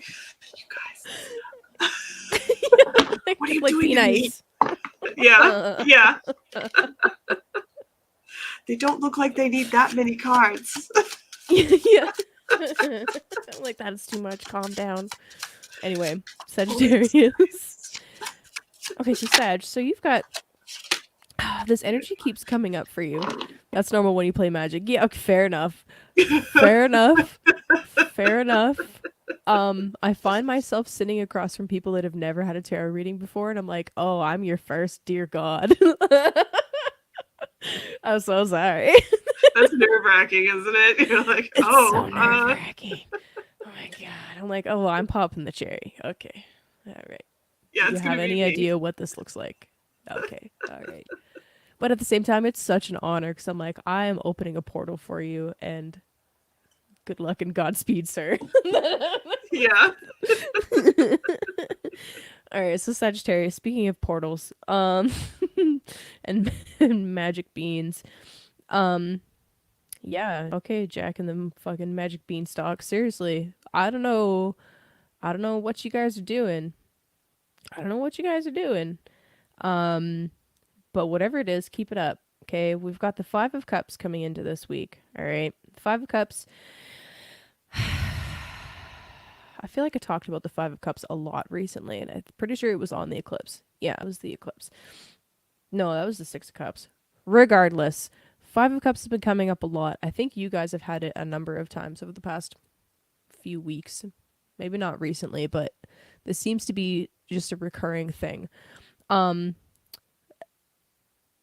But then the Wheel of Friggin' Fortune. Okay, this is how this came out. I'm like, oh yeah, okay. But then immediately, oh, okay, right. So exactly as I said, there's something that's been bothering you, that's been frustrating, that has been a labor, right? It's been disappointing, or, it's just been getting under your skin in some way. And there's some kind of opportunity that opens up, some kind of thing that presents itself to you, some kind of doorway, right? That you can go through should you choose to. Jupiter's not guarantees, it's opportunities that's going to help you sidestep or process or integrate or resolve something that's been you've been struggling with. And then immediately after that is the Queen of Pentacles. She also came out. Queen of Pentacles is a very stable energy. This is a leadership energy. This is well, considering this is a an earth sign we're talking about. We are talking about Taurus. Um, there's something here about having the desire to achieve and then actually achieving like a healthy and hale and whole state of being, right? The pentacles aren't always talking about finances. That's just one of the easiest meanings to access when talking about tarot, but really the pentacles, the earth element, has everything to do with the physical reality. So we are talking about health, we are talking about housing, we are talking about food, we are talking about finances, we are talking about all of those things. We're talking about the health of your own body.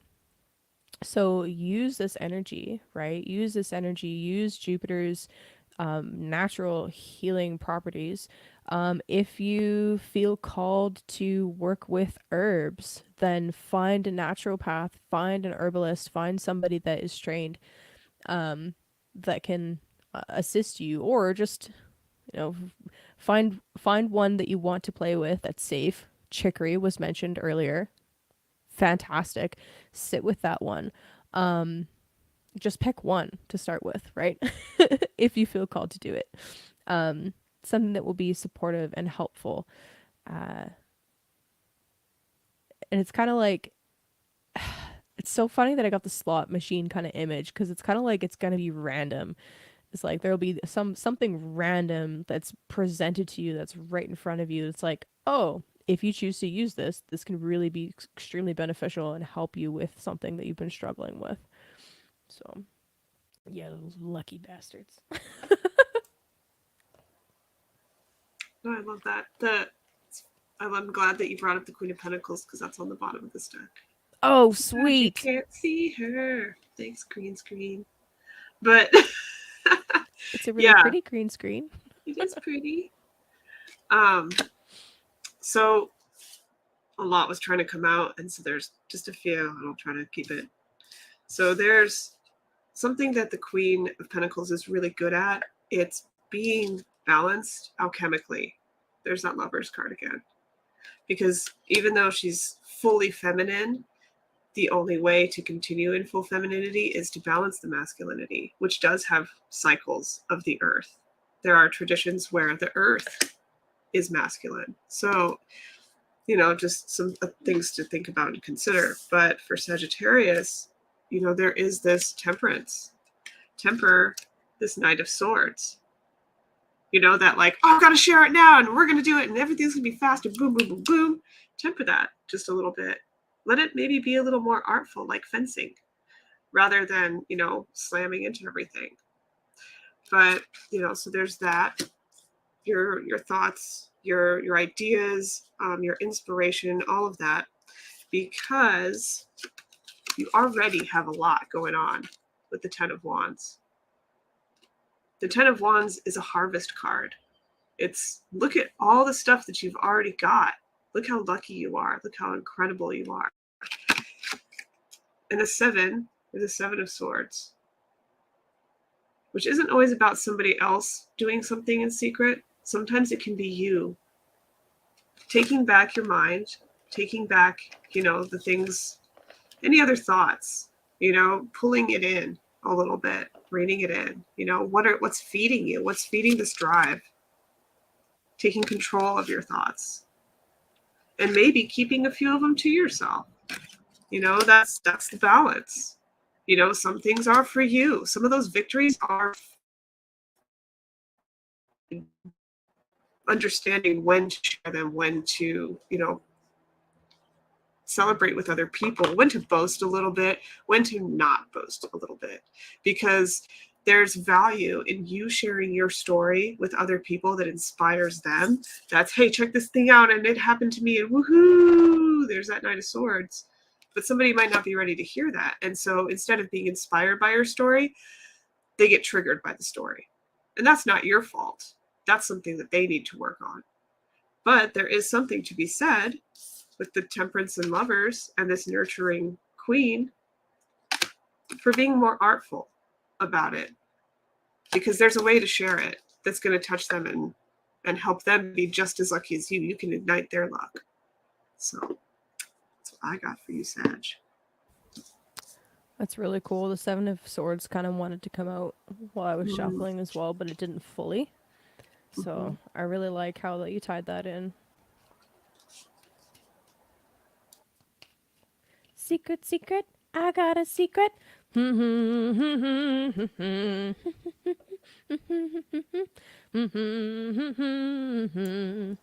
we live in overshare land, so. We do live in overshare land. It's true. Secret, secret, I got a secret. Quick, who's that? Domo arigato, Mr. Roboto. Don't. Okay, Scorpio. For you guys, all this beautiful, juicy Taurus stuff is your 7th house. So if you're a Scorpio rising, the area of relationships is about to get a major boost. Now, I personally know a number of people with Scorpio rising or Scorpio stelliums. Relationships have been rough. They have been rough. Contracts, right? 7th house is contracts. The contracts we sign, they have been rough. It's been difficult. This has not been an easy area to deal with, right? It has not been smooth. Jupiter moving here is definitely going to help smooth some of that out. It's going to show you the why. Why did I struggle with this? Why did this contract dissolve? Why? Jupiter is going to help bring some answers to those why questions. Okay. You could see, quite literally, if you are already in some kind of partnership, whether it's like marriage or business or whatever, you could actually see your partner go through a really bountiful time, right? So that's actually kind of cool how this could play out. It could be you suddenly find the right person, right? The right business partner, that, or somebody you know lands you the right opportunity that you've been waiting for. They didn't even realize you were waiting for it, right? Or your partner could literally go through that period of abundance and by extension be helping you with something because they're in a good position, right? You could actually find yourself expanding spiritually through your partnerships, or meeting people that just have the right kind of personal alchemy that sends you on another deep dive or expands you in some way, in a way that was unplanned and unexpected, right? This is literally abundant relationships, right? That's the easiest way to say it. This is the house of relationships, and this is the house of relationships. There's Gordy. Yeah. And Jupiter is going to expand all of those things and bring in some abundance. So good for you, Scorpio. I hope that you really enjoy this, and I hope that that there is some kind of easy to see and easy to access reason, right? Or opportunity for you, right? Whether it's meeting the right partner, or whether it's your partner going through something really beautiful.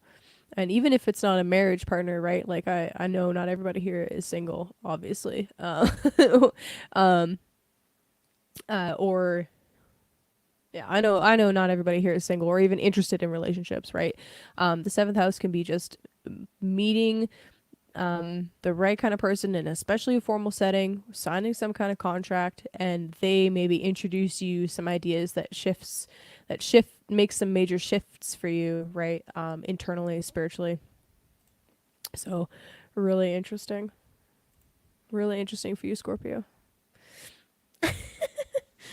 I knew Gordy would know the song.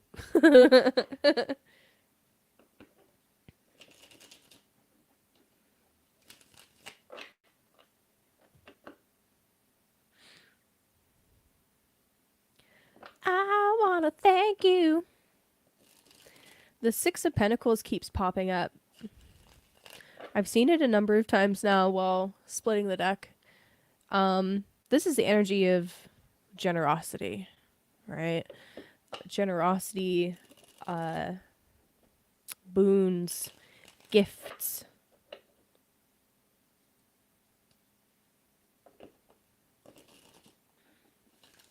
It's definitely in the air.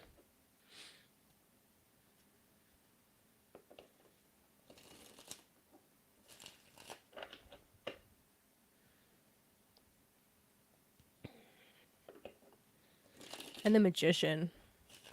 Seen the Magician a lot in this particular shuffle as well. Wouldn't be surprised if he ends up actually coming out. Okay, so Scorpio. What can I tell Scorpio about this Jupiter in Taurus and new moon week?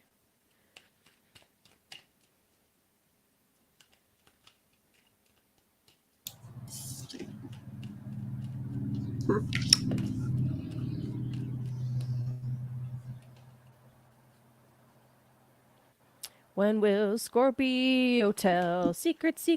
They have some secrets. I'm not sure they will. Not this time.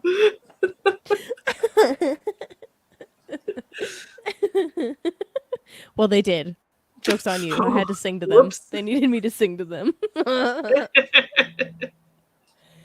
These are weird. That's usually what it takes. These are weird cards, Scorpio. I need some water. Hold on. Oh, man. Scorpio, I think you're under the impression that you have to make some major sacrifice and give up in one area in order to receive in another. Like, this is the energy that I'm getting with these cards. It's like a defeatist attitude, actually, of, oh, I'll never be able to achieve this, so I might as well give up on it and go full tilt into this other thing. It's extremes. Scorpio, this is definitely something that I know you struggle with a little bit, is going to one extreme or the other. Here's the thing. That's a trauma response. That is straight up a trauma. I'm a level with you, Scorpio. It's a trauma response. And the defeatist attitude, I understand. Trust me, I get it. I understand. But it's not always actually helpful. So here's what we got for cards, okay? The ten of Pentacles came out, right? Amazing card. Freaking amazing card. This is about like retirement and fulfillment and receiving the financial boon that you've been waiting for. And Jupiter does rule your second house of finances, right? So this transit will have some kind of tie to your personal finances. So there's like opportunities here for signing the kind of contract that you really need to get something off the ground to actually earn more income, or being partnered with somebody that encourages you in the right way to do the right things, to make the right moves, to finally like just literally be supporting yourself really nicely, right? And Gordy's still typing up the song in the chat. I love you, buddy. Yeah. But here's the thing. Here's the other cards you got. You got the World card and the Ten of Cups, and they came out reversed. Okay. So since I started reading with Rachel, I started doing this thing where I turn all of the cards right side up before I started reading. It's like an energetic reset. And then if something comes out reversed, I know it was meant to be in reverse for sure. So this is where this idea of sacrifice and giving up on something is coming from, right? The World card is like endings and beginnings, but it's endings in this case. And the Ten of Cups, it's like there's these opposing needs, or they feel like they're opposing anyway, right? If I want financial success, I must give up emotional success. If I want financial fulfillment, I must give up emotional fulfillment. I can't have it all. But here's the thing, Scorpio. I'm gonna say it again. That's a trauma response. That is programming. Somewhere along the line, someone probably told you that you can't actually have both. I'm going to tell you right now that that's a fucking lie. That is a lie. You can. It requires work. It requires effort. You need to find somebody else that is also willing to put in the same amount of work, that is willing to go into the dark places with you, right, Scorpio? You're not a surface level being. I don't really think truly at the end of the day that anybody really is, unless maybe they don't have a soul. Okay, maybe. Okay, I don't know, but I don't know all the things, but you need someone that can go into the depths with you, that will also balance you out with the sensual, with the embodied. Having Taurus as your seventh house is like your ideal partner is not necessarily literally a Taurus. Okay, please get that idea out of your mind. They embody that archetype of the earth goddess, or god if you're female. They're embodied, they're sensual, they're natural. They are naturally abundant. A little homunculus. Get out of here with that. Oh, Juan. I love Juan. Okay, so anyway,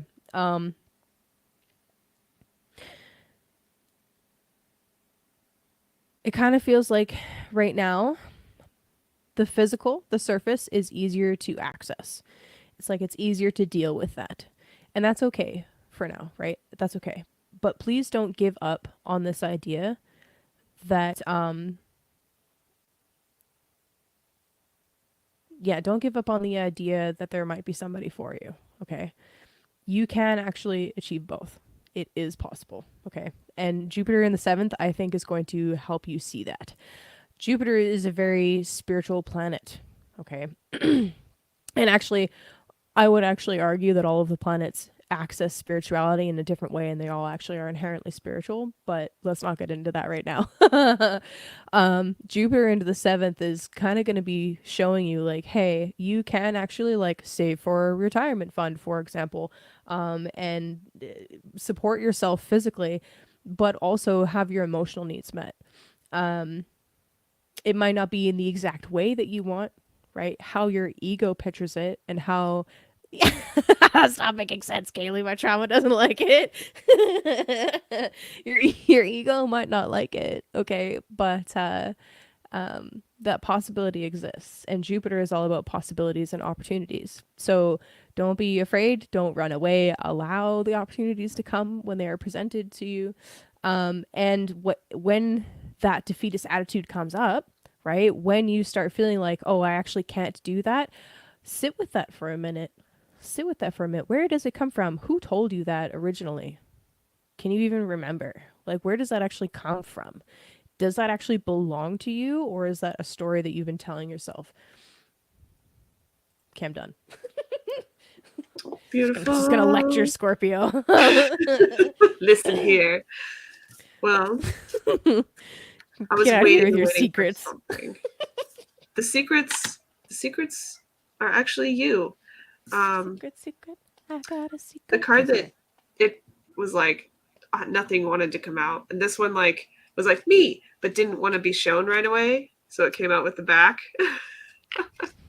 So it's the 9 of Laurels. So you had the 10 of Pentacles, and here's the 9. So something to remember when looking for those partnerships and everything is to be content in who you are, what you have. I love how beautiful and smiley she is in this card.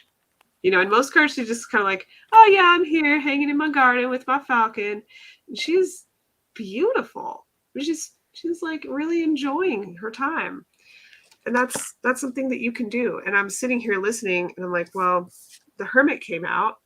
I mean, that says going more introspective, but I don't know that that's really what it's about. It's about looking at this lantern. What is the source of your light? Well, the bottom of the deck is the Knight of Wands. The source of your inner light is this Knight of Wands, is that you're incredibly passionate, that you have a lot to offer, that you're amazing, really. And the Three of Cups under that, you're a lot of fun. So it's like in looking forward to all of this stuff, it's just anchoring yourself further into who you are while being open. This bird is open. This bird is looking to fly. There's no mask on this bird. She's ready to let it go. So that's what I have for Scorpio. Is gazing at that inner light and realizing that your inner light is, letting it fuel you rather than keep you introspective, letting it be a light for yourself, really.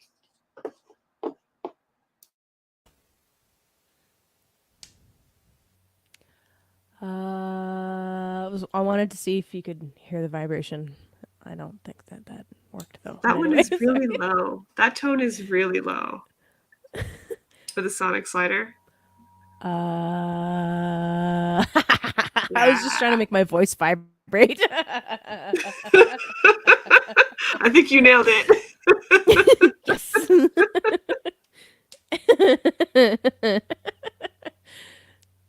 Lighten up, Scorpio. Okay. Yeah, lighten up. I have a master plan. Secret, secret. I've got a secret. Okay, Scorpio. Oh, Gordy. You're the best, Gordy. Before we move on from Scorpio, I feel like this is going to be important. This is why we're here, Stacy. I'm just here for the giggles. Okay, I don't even care about the astrology. Thank you very much, Mr. Roboto, for doing the jobs nobody wants to. And thank you very much, Mr. Roboto, for helping me escape to where I needed to technology. Machines to save our lives. Machines dehumanize. Are you human? What makes you human? That's really interesting. Maybe that's coming in right now because of this square to Pluto and Aquarius. Jupiter and Taurus really, I feel like on a global mundane level is going to be like, hey, what makes you human? Are you connected to your five senses, right? Are you connected to your body? How spiritual is it actually to be in a body? It's extremely spiritual, brah. And can we continue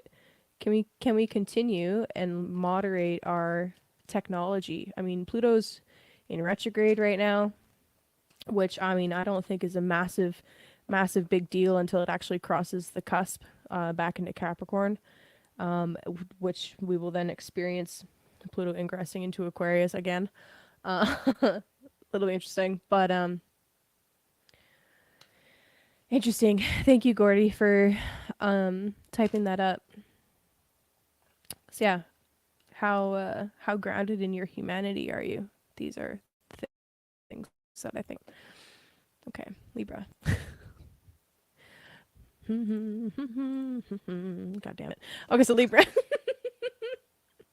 All right, so for you guys, Taurus is your 8th house.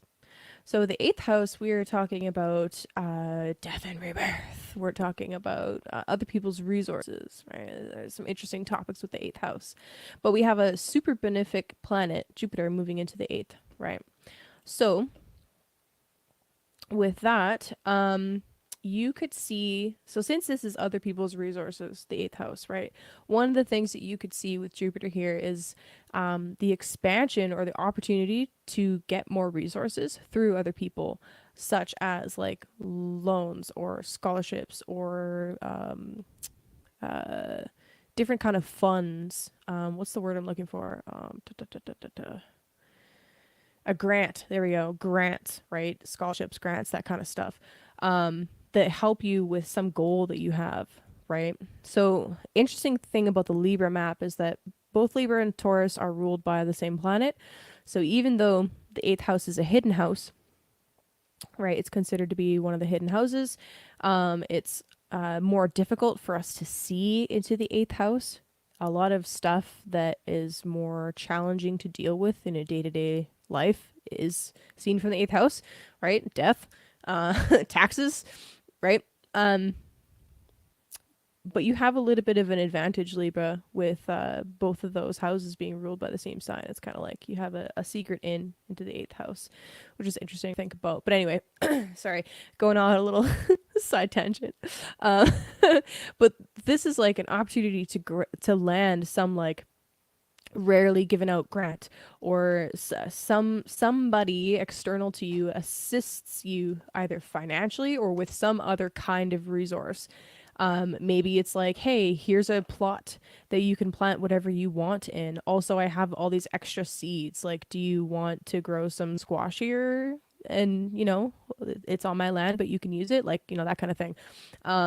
Or like, I don't know. I don't think I need to think of a ton of different examples for you guys, but I think you understand. But it's kind of like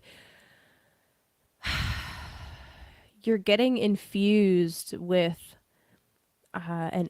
literally an influx of resources from an external source that is necessary to complete or to begin something that you've been trying and working towards. This can also come out as like some kind of spiritual inheritance, right? Since the 8th house is inheritances.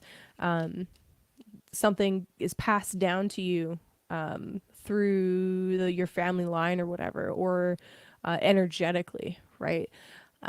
Or you could have some major psychological breakthrough. So this is something that I have actually just very recently witnessed with a Jupiter transit through the 8th. There is a massive silver lining attached to something unexpected and a little bit traumatic and dramatic, right? Something went down, but now there's like all of these blessings coming from it because they went through that thing. So it's kind of really cool. Since the 8th house deals with like death and like darker topics like that, as the nine of swords pops out. This kind of like wrestling with mortality and thinking about the darker sides of life, it kind of like helps you actually revitalize your own spirituality, right? It's like you have a spiritual rebirthing moment, and it actually ends up being really positive in the end. So interesting stuff. And Rachel will be right back. I just said.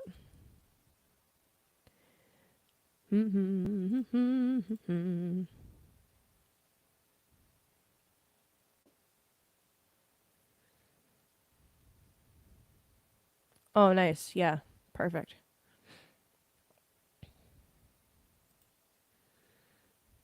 Rachel will be right back. Hashtag farm life. So anyway, Libra, what do we got for cards for you? Jupiter in the 8th house. New moon in the 8th house. What can we expect?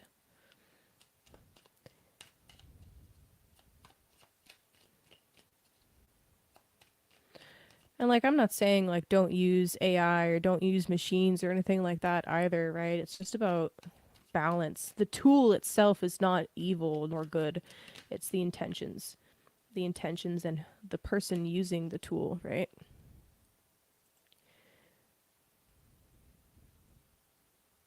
The intentions and motivations. Libra, you got the freaking Ace of Cups. What else we got for you? Dun dun dun dun. Ooh. Okay, I guess you get 4 cards. I'll take it. Okay, so hilarious. This is kind of a funny card for you guys to get on the bottom of the deck, but applicable nonetheless. So bottom of the deck, 2 of Pentacles. Speaking of balance, this is literally about balancing stuff out. Making harmonious changes so that things that usually would have maybe thrown you off balance are easier to deal, easier to manage. Okay, so we got the Ace of Cups, the 3 of Pentacles, the 6 of Swords, and the Fool card. So that's kind of cool. Oh, sweet, Rachel's back. Excellent. Okay, so Rachel got Libra got a ton of cards. Of course. So I love this Ace of Cups. I love that for you guys. This is like a really nice promise, okay? There's something spiritual being birthed here, right? Something fulfilling being birthed here. The Three of Pentacles is perfect. This is definitely talking about shared resources or a shared project. The Six of Swords coming out with that is kind of like there is, this is what I'm talking about actually. There's somebody, right? Somebody outside of you is going to have either the perfect thing, the perfect resource, the perfect spot, just something that is ideal that helps balance out the formula. And all of a sudden, the project that you've been working on can actually move forward, can actually come to completion, can actually like gain some serious ground. This is going to require you to have faith. This is going to require that you trust in the universe, that you trust in God or a higher power, whatever that means to you, right? This is going to require that you put in a little bit of effort. There's going to be some work involved. That's the Three of Pentacles. You're going to need to work as a team, right? To achieve this, to receive this boon, this gift, this blessing. No matter what goes down, just keep in mind that like there is a deeper meaning. There's a deeper purpose. So, I mean, these are really positive cards, right? Look at those rays of sunshine. Not saying that the sun can't burn, but because it definitely can. But embrace as much positivity as you can with this transit, because Jupiter going through a difficult house is going to help ease you through some things that have been challenging. And I can really see this just seeing you through at least getting something off of the ground. Like none of these cards are talking about completion. They're actually talking about the beginning something and like finally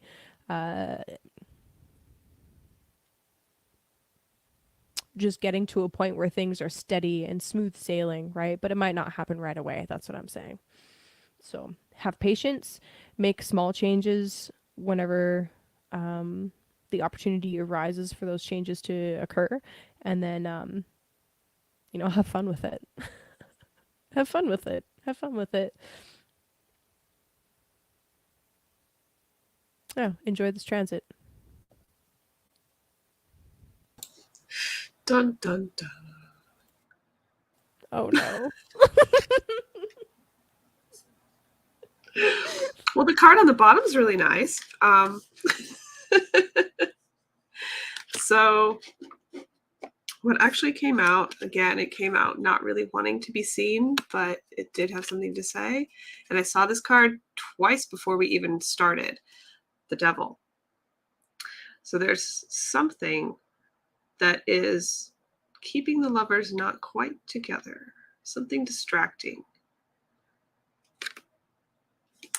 The bottom of the deck has the Six of Cups. So we have this revelry, this nostalgia, this childhood, this joy, this wonder. I love that this is a mother and her child. Sometimes it's two children or, somebody, I don't know, maybe it's two lovers meeting. Engaging in the things that bring us joy. But beneath that is, again, this Seven of Swords. So there's still something, perhaps you are keeping your inner child from playing.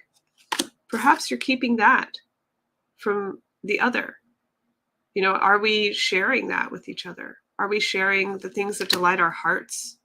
Not just resources, not just, our ideas, our energy, our time, but are we sharing the most true and intimate parts with ourselves? Because that's, I think we're afraid to look at our inner children getting along together when we're lovers, or, as lovers, we're like, oh, that's weird, that gets creepy. And it's like, think about being a kid with just being that innocence, the innocence of two friends, the innocence of being together before any concepts of love or ideas about sex or anything like that. What is your partnership like when you're just young and you're buddies?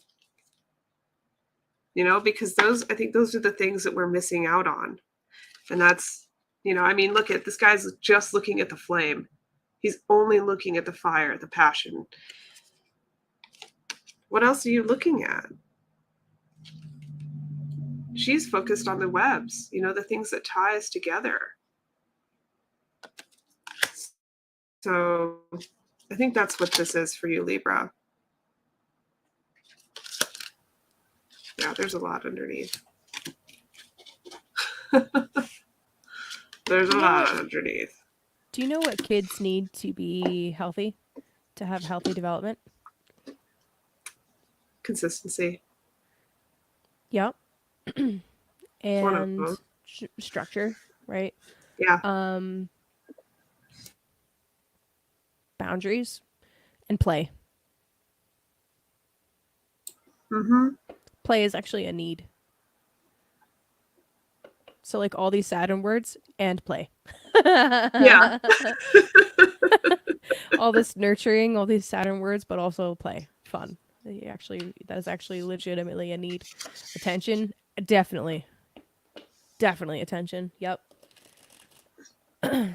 It's transforming your garden wall into something that isn't just keeping you inside and keeping you restrained, into something that's a container for you to be safe. I have freedom in this space. I can be whatever I want in this space. I mean, think about building a fort. You have everybody's like blanket forts as adults. That's like a thing. But there's a reason for that, because for some reason your home has not been that place for you. We're building blanket forts. Build them outside. I don't care. I don't know. Go camping in your backyard. You're doing it. You've done it. I see you. It's fun. So that's, that's something. Is the boundaries are boundless, and finding that. I love that. I feel like that's such a good thing for Libra to hear right now. Go play, Libra.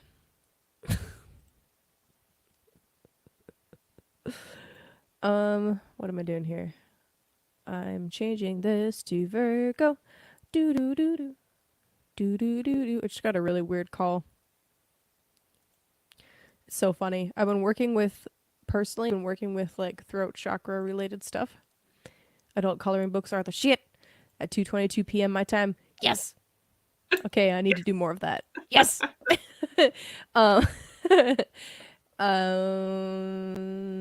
Yeah, has nothing to do with the conversation we were just having, but I just got a really weird call. Somebody in an entirely different province. It was a robot voice, but somebody's doing a survey asking about if you still have a landline, if you only have a cell phone. I was like, that's really weird. And I have a blue candle over there lit, and I've got a bunch of like crystals around me that are specifically like throat chakra related things. Like I picked up a chunk of Amazonite. Just whip that bad boy out. Yeah, I don't know. That was really weird. Sorry for getting distracted there. Are you random? It's heaven's calling. We'd like to conduct a survey. Are you connecting etherically or are you grounded? 1-800-HEAVEN. Sometimes, I don't know, that was my dream, angels conducting surveys, so. Put my dad on the line. I have some fucking questions. Yeah. We will talk. Yep. All right. Virgo. All right, so Virgo. This is cool. This is interesting. So this for you guys is a 9th house transit, all right? I was actually just doing a reading for a Virgo rising, who is literally getting a phone call either today or tomorrow to talk about the finances. They're getting a loan that's going to help them, like a student loan, to get them into some higher education stuff.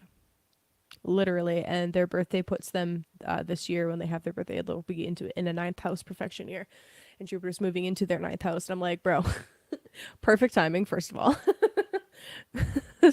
Second of all, love it. Anyways, that's really cool. I love it when that kind of stuff, like, it's so literal and perfect. But anyway, so 9th house.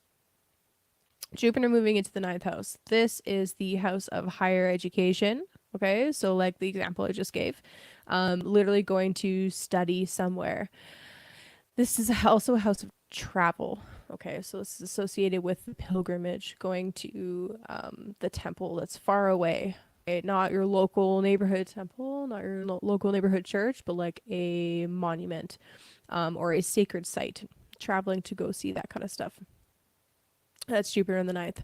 Um, uh, like I wouldn't be surprised if a bunch of Virgo risings were like, all right, cool, let's go look at this weird like electromagnetic anomaly place and find some cool rocks there or something like that, you know? Like, wouldn't be surprised. How my teacher talks about the ninth house is this is the temple or the university that you study in. So in order to walk the Virgo path of being the temple keeper, right? In order to do the sacred geometry rap, you must study in the house of natural beauty. You must study in the house of the earth goddess. So that's kind of cool. I love to think about it like that. But anyway, Jupiter moving to the ninth house, literally you could find yourself traveling. Engaging in some higher education that really expands your horizons, right? I actually think that it's quite likely that you could have some kind of chance meeting. And is it really a chance? Is it really a coincidence? Or is it actually like chance, like universe chance? I don't know. Uh, with some kind of mentor or a teacher or somebody that teaches you something that's incredibly important. Sounds like a party. Yeah, I hate those robot voices. They creep me out. They creep me out. Hello, this is a robot calling, and I'm like, kill it with fire. Okay, but anyway, the ninth house has a lot also to do with mysticism and divination, right? This is actually the house of astrology. So, you could be exploring this for the first time. Or, I mean, if you're listening to me, this is probably not the first time you've explored these topics, but you're going to experience a deepening and an expansion in all of those fields that you choose to study and connect with, right? This is literally a house of luck. It is a house of fortune. So having Jupiter move into the ninth house is really is fantastic. So you're having a philosophical and a mental expansion and maybe even a chance for adventure. So sounds fun to me. Sounds fun to me. So what does the tarot say? I'm like losing my voice. Help. I was like, I don't know what's happening. Maybe I should get my sonic slider out. Oh, something just flipped over. Meanwhile, I still have sticks like playing in my head. Oh, what just flipped? Oh, the moon card. Ooh, Virgo, the moon card. Shut up. I got Did you the just moon pull the too. moon card? Secrets.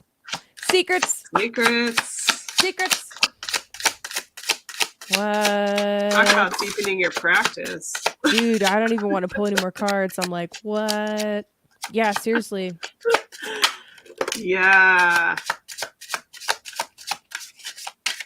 Wow. I need to know more. I need more context on the secrets for Virgo. Virgo, you're uncovering some major secrets of the universe, okay?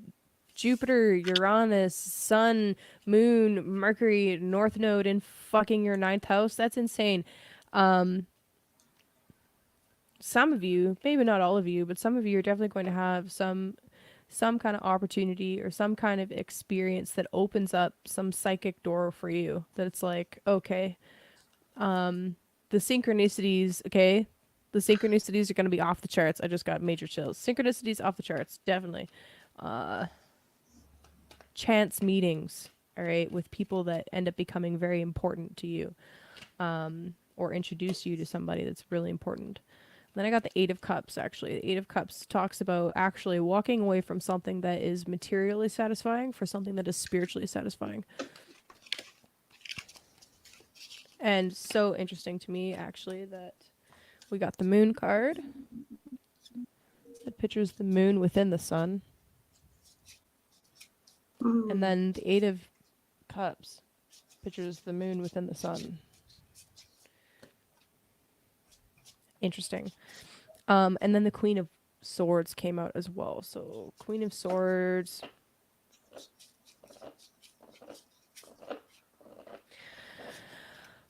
Virgo, it seems like right now you're going through something incredibly emotional, all right?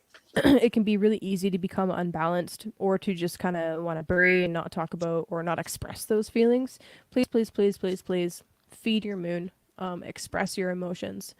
Um, even like, yeah, don't bury them, okay? With that said, Feed your when it moon. comes to whatever kind of decision you need to make, right? Because clearly there's some kind of a choice or some kind of thing that you need to do here. It'll be important to follow the fun, like Chance is saying, but also carefully balance out the needs of your mind and your heart. Like I can kind of see like there might be a difficult choice that you need to make. Some kind of boundary needs to be made with somebody or something. It could even be a boundary with yourself. Who knows? I'm not sure. There's lots of you watching, so could be a few different things depending on your situation. But at the end of the day, you have to assess what is going to be helpful for your own mental state, right? Uh, and your emotional and your spiritual health has to come first. So just keep that in mind. And I don't know, it's kind of like there's some difficulty that you need to complete and finish. And then the blessings of the ninth house positive transit can come about. But it's like there's just like a little bit more that needs to be dealt with, something that maybe you're not fully paying attention to, right? Double moon, that's significant. So deal with that thing first, make that boundary. That will open up and allow the opportunities to begin flowing for the rest of the week and for the rest of this transit. So That's really good. Yeah, I heard you say feed your moon. yeah. I think that's key. I think that's super key. So I mean, yeah, I also got the moon card. Um, but with that, the Two of Wands and the Knight of Pentacles, the Knight of Laurels. So what's interesting, I will throw out really quick that the King of Laurels is on the bottom, so keep that in mind. This Knight of Laurels, look, she has armor over her mouth. So yes, this is Taurus. Yes, this is the voice. But I think with all these secrets, she's still learning, the Knight, on when to speak about such things. And that her valuing the power of voice. I mean, this is armor. This isn't a mask. This isn't something keeping her from speaking. This is actually protecting the voice, protecting the mouth. It's really interesting. There aren't very many cards where the mouth is covered up in this deck. There are a few where, you know, I think this Queen of Swords underneath the King, there's a veil. You know, there's this idea of being very conscious of your words and how you create, and maybe not letting things slip so much. Virgo, with those secrets, with the things that you're learning, the things that you're exploring, there's a lot of temperance energy with this excitement, with this expansion of how much you're sharing and what you're talking about. You know, while you're in the process of learning, it is exciting to say, I'm reading about this and blah, blah, blah, blah, blah. But wait maybe until you've processed it. Wait until you know how to use it. I mean, the Two of Wands is about doing the homework, doing the research. I've got an idea, now I've got to explore it. You know, it's not the three, it's not creating quite yet. So that's, I think, with the Knight of Laurels and the King of Laurels, that's something that Virgo is learning through Taurus.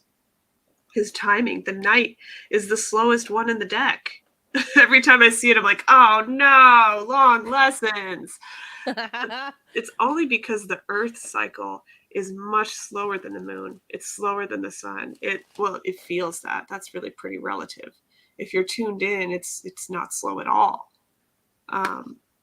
But that's the thing, and that's, I think, what's cool about the king being underneath. What you're learning and what you're practicing is this mastery of health, of wellness, of wealth, um, and learning how to be generous and when not to be generous. Again, with the mouth, you know, what you're saying, what you're speaking into existence, what you're eating.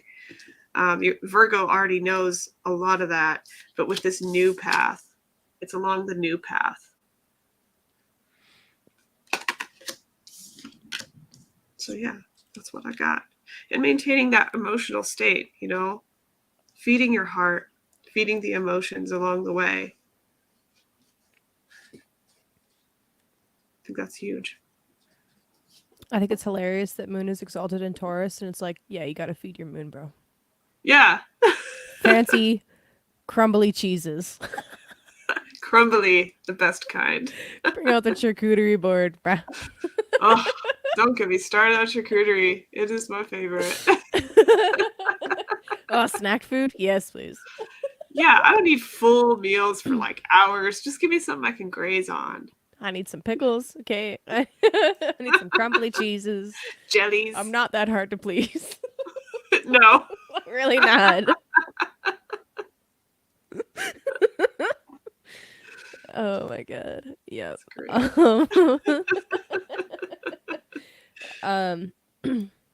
Yeah, my boyfriend's mom has been dealing with some health stuff, so she's been taken off of everything inflammation causing, but some of the stuff that she is allowed to eat is like super old crumbly cheeses. So it's like, oh, all of the good cheeses. Darn. Shucks. What a terrible problem.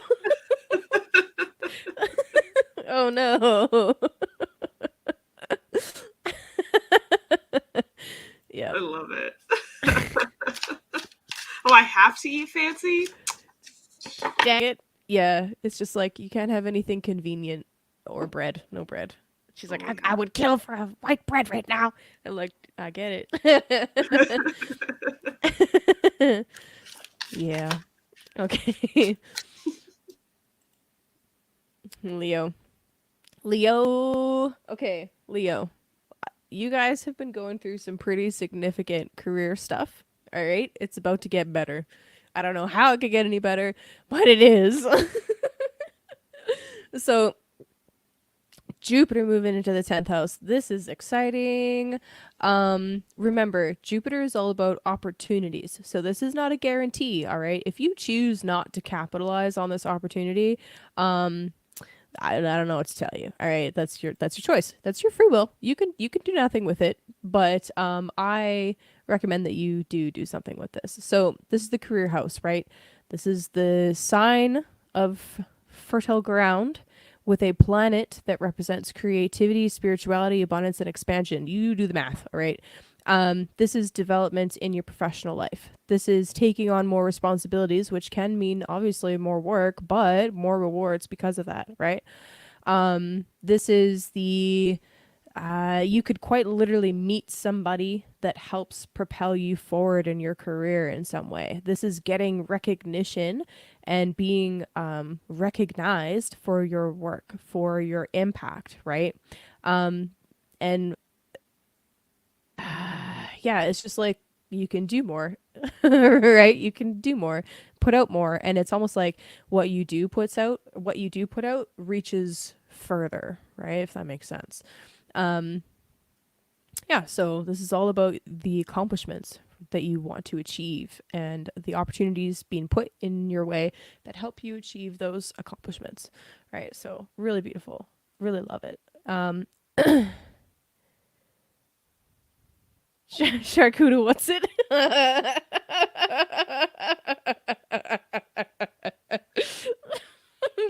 Charcuterie, what's it?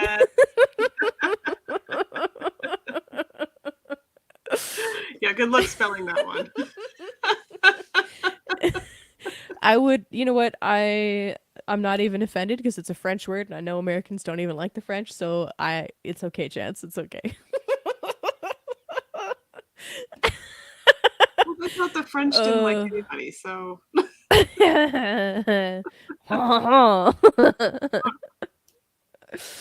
gosh.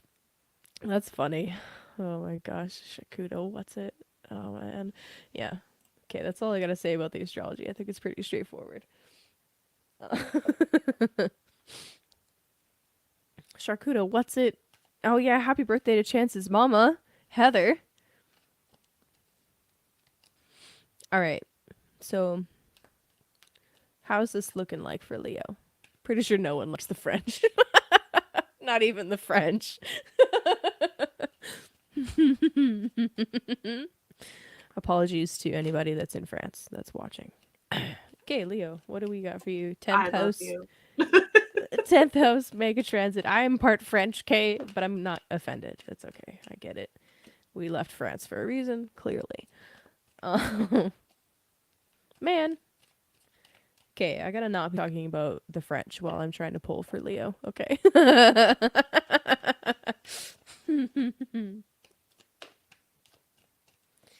Leo, Jupiter in the 10th. Ooh. Charcuterie food.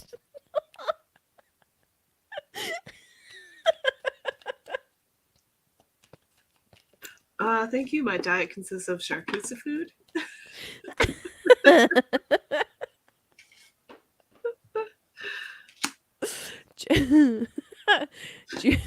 Jupiter and Taurus is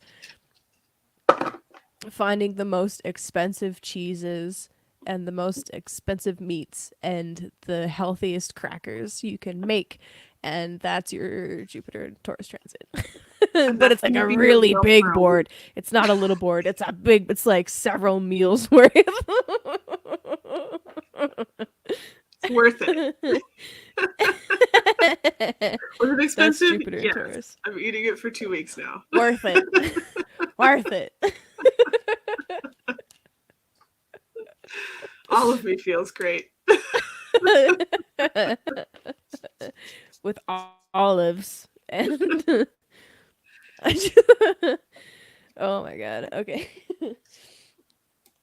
Oh, Leo. Okay. This is fun.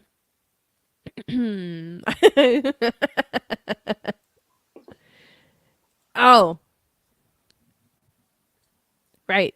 Other mom. I named Jenny's mom. I meant your mom. Thank you for correcting me.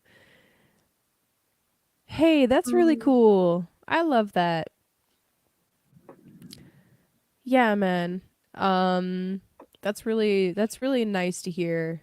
'Cause usually your first Saturn return can be rough, right? I have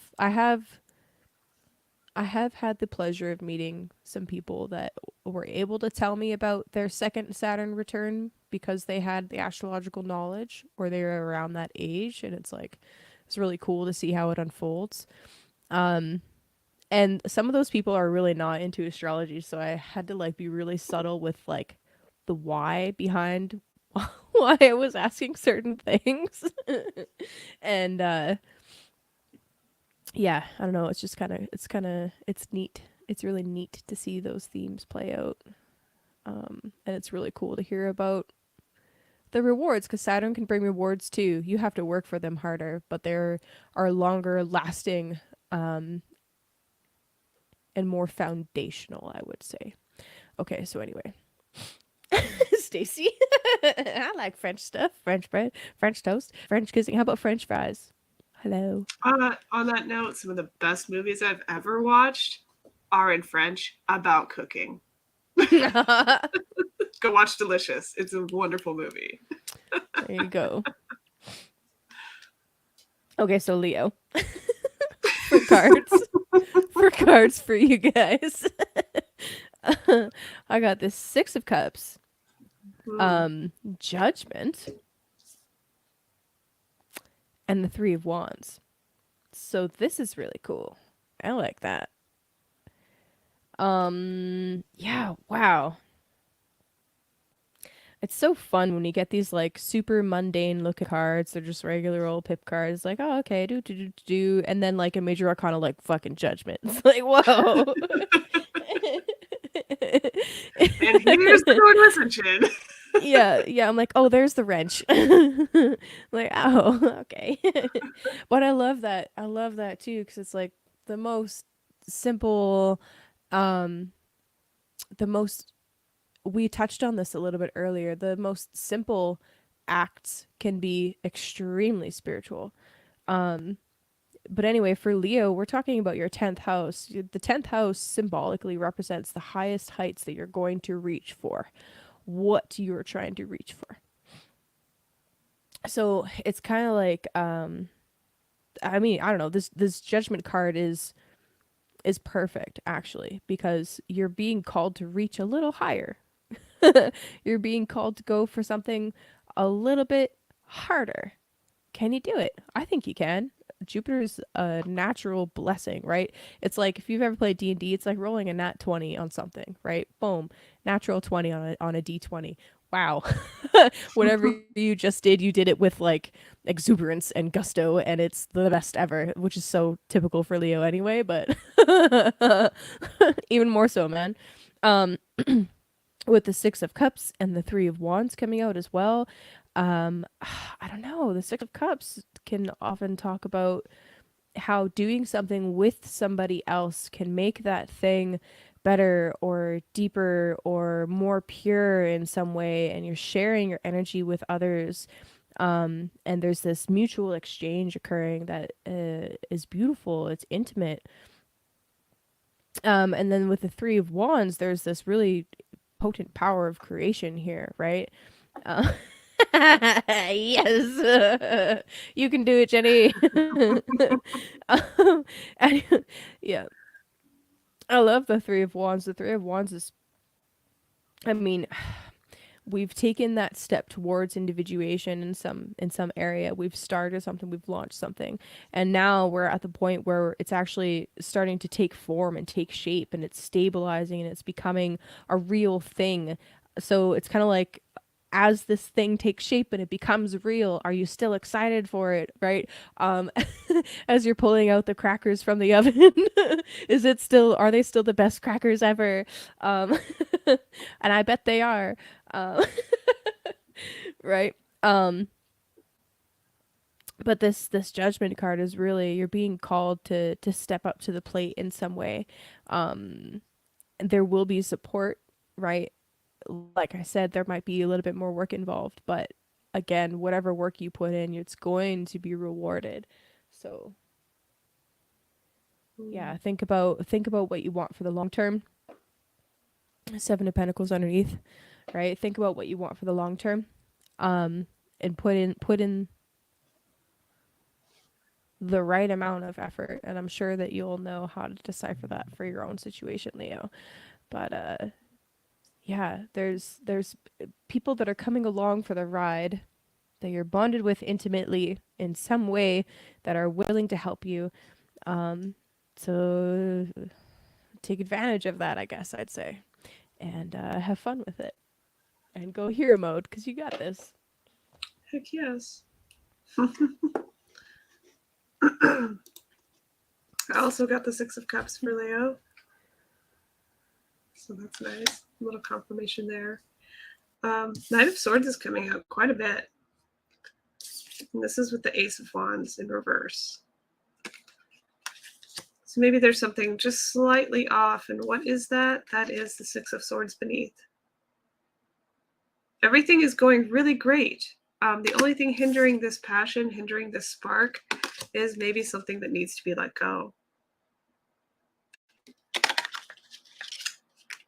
Yeah, because sometimes I have to look. Right under that is the Page of Cups. So somewhere in the heart, it's dousing the fire just a little bit. It's not allowing your inner flame to really, really get going and really push through, because there's somewhere maybe this tender moment is hanging on too tightly. And know that you can create more. That's okay, and that's good. Yeah, that's kind of what I got. Not too much. Crackers. Charcuterie crackers.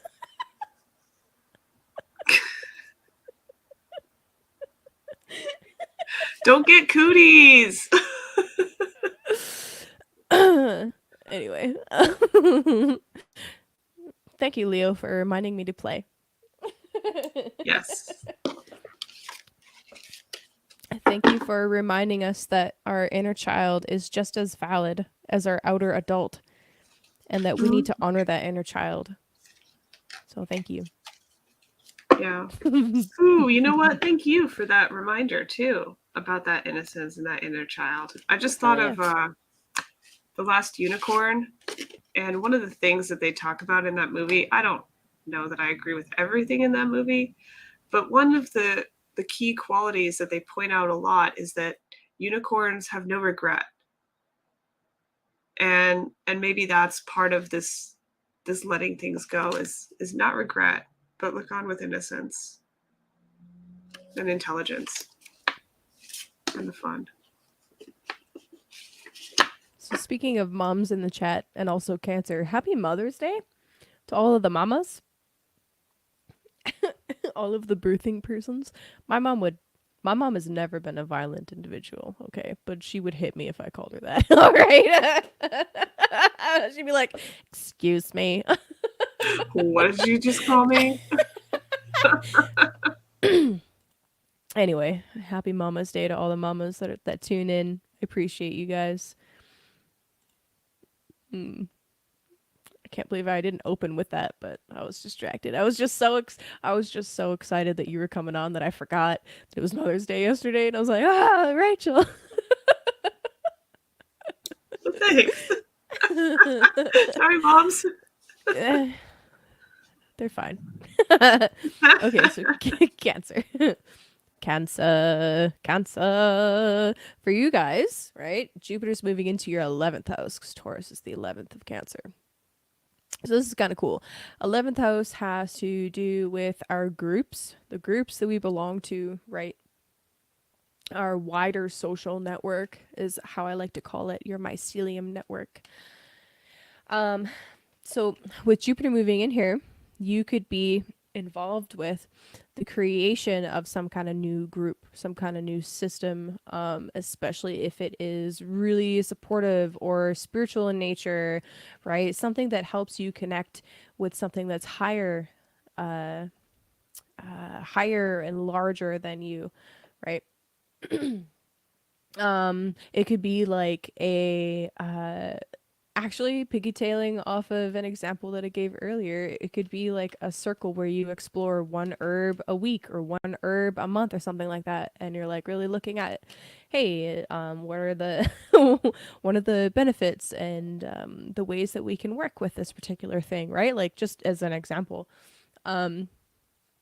Since the 11th house is also about the rewards that we gain, right? The rewards, the boons, the bonuses from our work in the 10th house, right? Our career work. This could quite literally be like, oh, you get some kind of trophy or reward and you weren't expecting it. But because you put in the work while Jupiter was in your 10th, boom, here it is. Here's the extra blessings. This could help you feel very fulfilled with your connections, right? Especially, coming off of a bunch of eclipses and with Uranus here and all of the craziness that we went through for the last 3 years, I could see Cancer rising, especially being like, becoming like, for the sake of being cheesy, I'm just going to say this. And if you don't vibe with this archetype of Cancer, that's okay. But being like the mother hen of some new groups, trying to like cultivate and create healthy connections and healthy relating with people, right? Helping other people even find purpose or finding your own purpose through the creation of new long-term goals, right? You could even be meeting like the ideal people through your wider social network that help you in help you or assist. I guess it's the same thing, but that assist you in creating even stronger communities, right? Like you could be starting like community garden boxes, right? Like that kind of stuff. That literally that kind of stuff is perfect, because how do you help people and create a huge impact while connect them with nature? So having like as the example goes, right, having a community space where people can come and garden and contribute in some way and get their hands into the soil. You can help people with their mental health, for example, or their emotional, mental health, their physical health, all of those things, right? You could be a healing force just by helping people connect, right, through their five senses, right, through Taurian stuff. I'm actually not, but I think that's badass.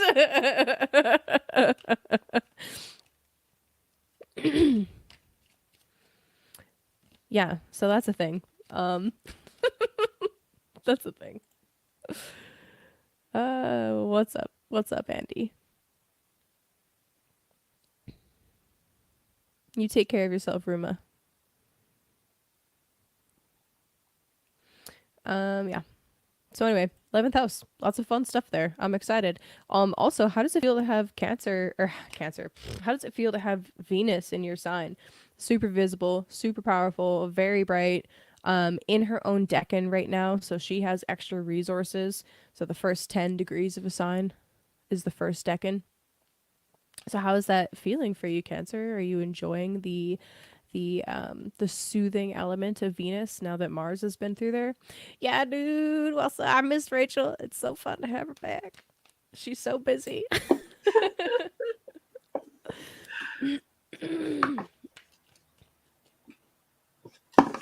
Well, this is the most simple message there could ever be. I'm here for it. I was like, really? That's it? Anything else? Anything at all? Really? No. It's Ace of Swords. With all of that opportunity, be open for the ideas, be open for the inspiration, be open for the direction that it could take you. Allow yourself to imagine. I mean, I do like that sometimes, angelic beings are shown. This looks like how it's described in the Bible, with wings covering the eyes.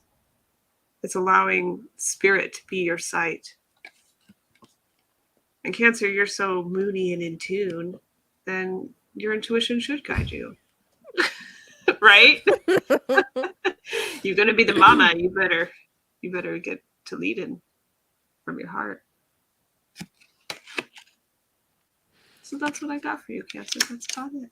Pretty simple. And PK, if you have Sun in Cancer, you can answer that too. Just specify my Sun is in Cancer, and this is what's going on and how I feel that Venus influence. Yeah. You can answer it from any perspective.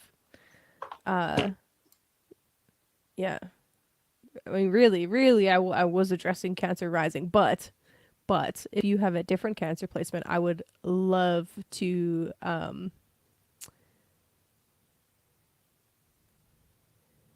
hear from you as well.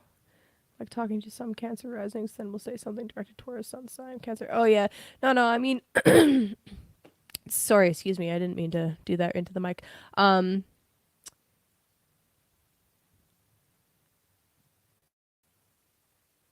When I say a sign and then say something about the astrology, I am talking to the rising sign.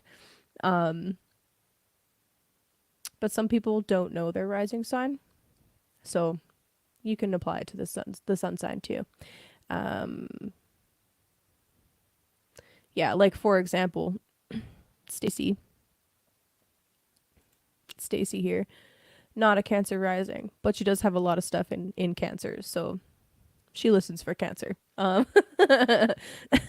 And like since she has so much in Cancer, I don't feel bad or wrong about being like Cancer, Stacy, and associating the two, but even though she's a Cap rising.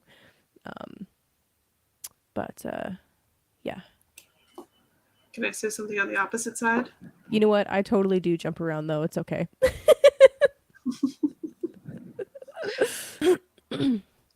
Yes. I don't have anything in Cancer, but I will still listen to balance it out. Mm-hmm. So that's something. Yeah. And really, like when I am addressing a sign, I'm really addressing the archetype, right? Nobody is only Cancer. Nobody is only Capricorn, right? You have 12 signs and 12 houses, right? So yeah, exactly. Yeah. Yeah. Exactly. Exactly. So, and yeah, the Stacey, that part that cracks me up. It's so funny. I'm like, wow. Okay, so I don't know how to read these cards for you guys, okay, Cancer, because I got some crazy cards here.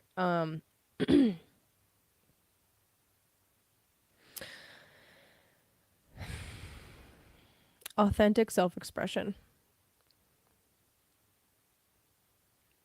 Expressing your inner child, meeting the needs of your inner child, stepping up to the plate and not being afraid to shine, being a leader. These are all themes that you're going to be working with. Think like a crab. I'll do my best. You got the sun card. You got the star card. And I was like, no way. No way. Those are amazing cards.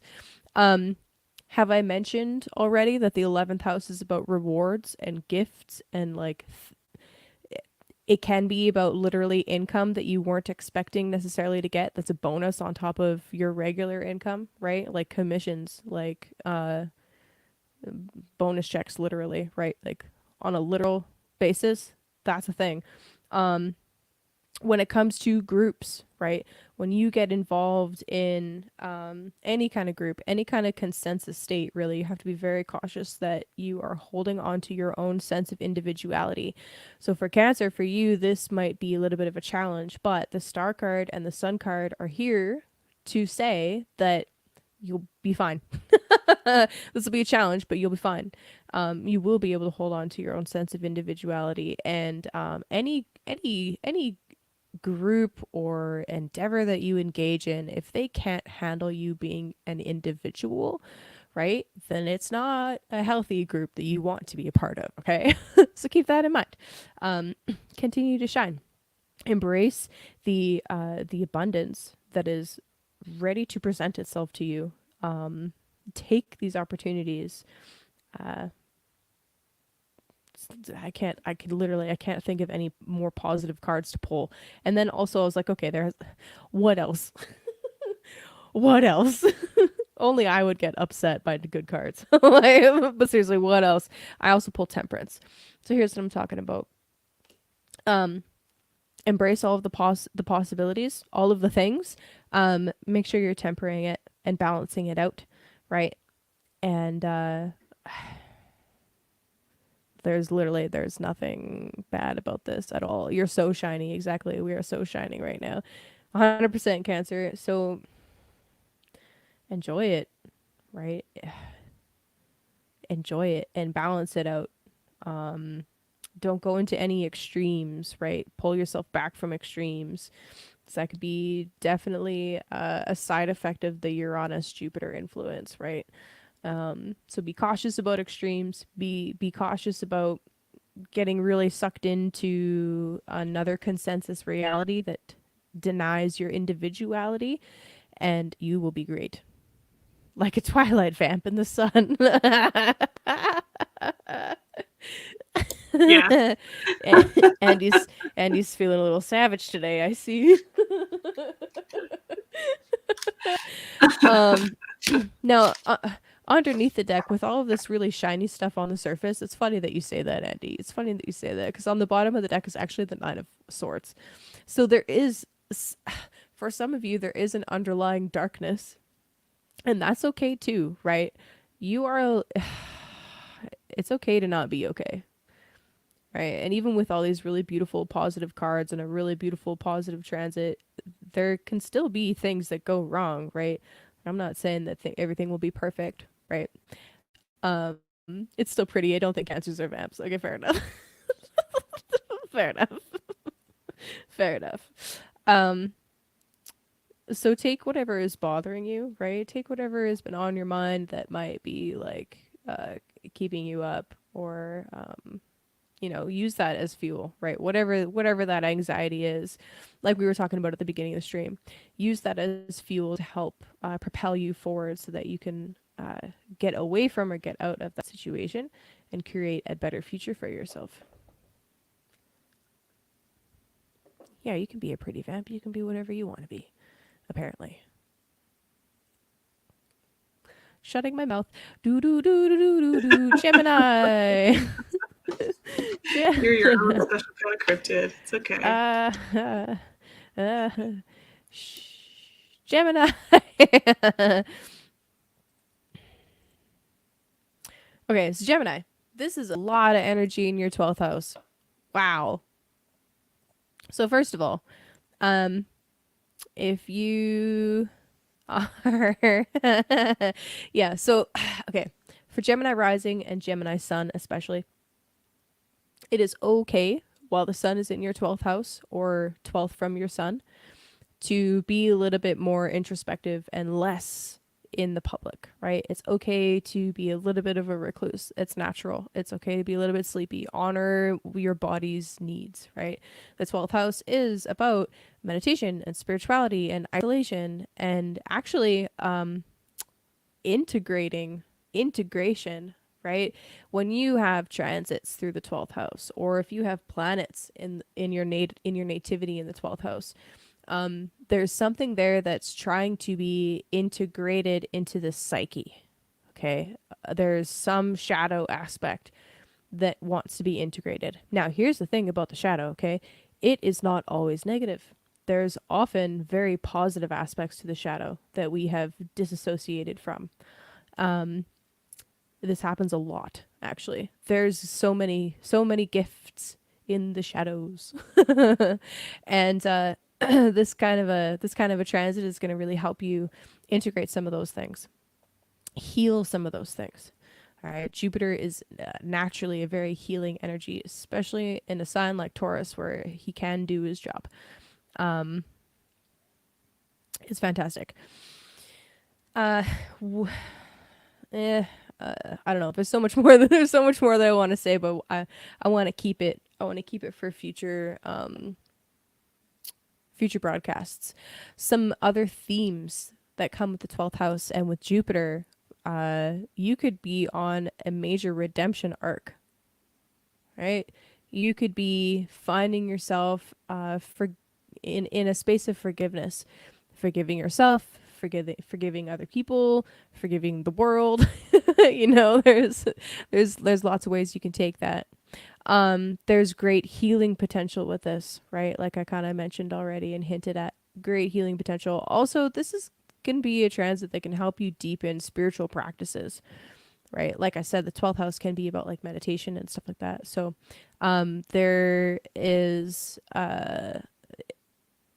there's always going to be benefits from doing practices that help you still the mind, and connect with your body. But even more so, right? It's almost like the rewards are amplified a little bit when you've got a planet like Jupiter involved. There's quite likely hidden blessings coming from difficult situations, right? It can be really rewarding to spend a little bit of time in like deep study, deep contemplation, meditation, or even literally traveling to some foreign places. Like the 12th house can literally be foreign places. Right? So, if you have not been in the practice of journaling your dreams, I would highly encourage you start. 12th house, since that's all about the liminal space, sleep and dreamland and stuff like that. Jupiter can really bring some interesting omens and help you integrate stuff through your dreams. So definitely keep on top of that stuff.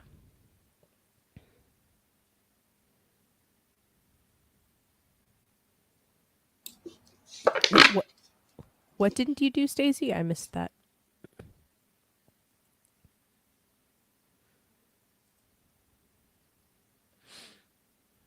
Ooh.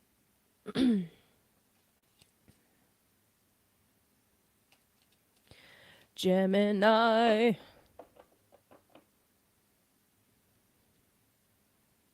Oh yeah, and that's so funny.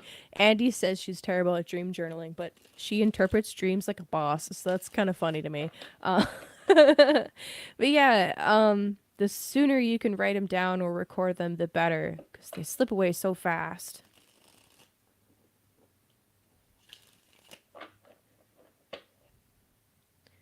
I've had like a few really vivid dreams the last week.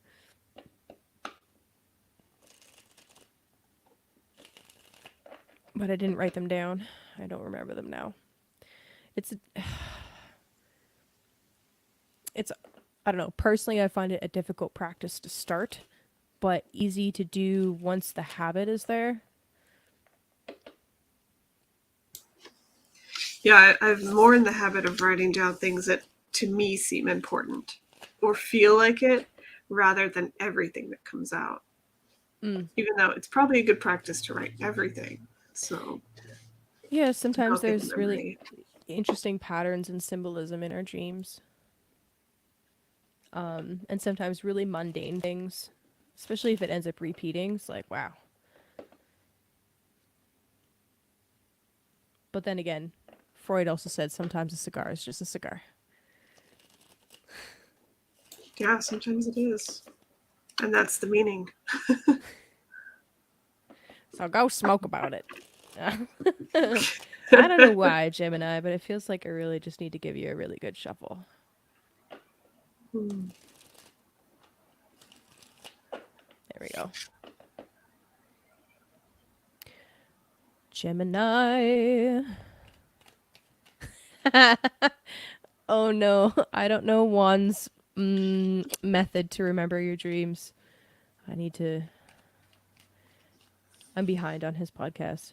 Actually, that's what I did so much of last year while in the garden is listen to podcasts. I had like Wands and Rising from the Ashes and Chance and Truth Warrior and Michael Sarian. It was just like every day esoteric podcast while we're pulling weeds, and it was great.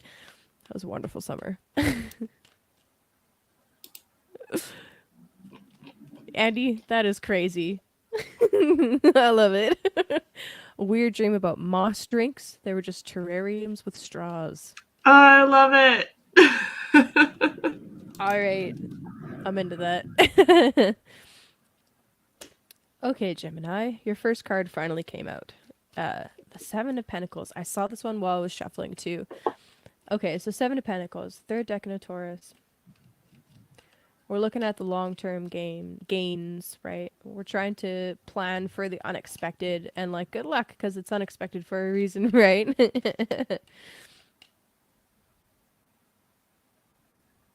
um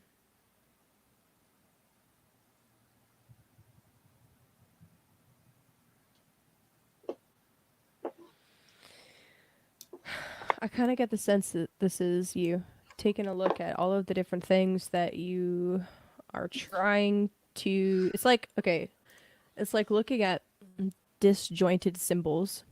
We were just talking about dreams, disjointed symbols, and trying to figure out how they all fit together and how they make sense. But it's like they're not fully logic yet, or it's not fully logical. And really, that's the key there. That's the thing, Gemini. Is that it's not actually about logic when it comes to dreams and integration and connecting with the body. In fact, it's often extremely not logic at all. This is probably a transit and a thing that you need to approach from not a left brain way at all. It has to be abstract. It has to be artistic. It has to be felt in the body, yin, not yang. And that can potentially be a challenge for you, especially if you have a really well placed Mercury in a super linear Yang sign. That can be challenging, but I think you got it. You'll be okay. Just keep in mind that like this is going to be a slow process. It's not a fast process. It's something that's going to flower and blossom and unfold over time, continuously. Right? It's not going to be an instant thing. The second card that came out for you is the Chariot. I love this. Victory of the Light. Really cool. So even though this is a slow process, at the same time there is this steady forward momentum that you're experiencing, that's bringing you to eventually to experiencing some kind of victory, to experiencing some kind of high point or peak in whatever projects that you've got going on. You could also view the Chariot card as like just peace at home, right? Peace in the domestic situation. Some, I don't know, some readers see this as movement, but I actually don't see this as movement, especially with the Seven of Pentacles. It's like you're probably going to be fighting the urge to want to move around a whole lot, but this is less about moving around and more about less about moving around and more about connecting inwardly, right, with your intuition and with your inner wisdom, your inner knowledge, your inner sage, your inner teacher.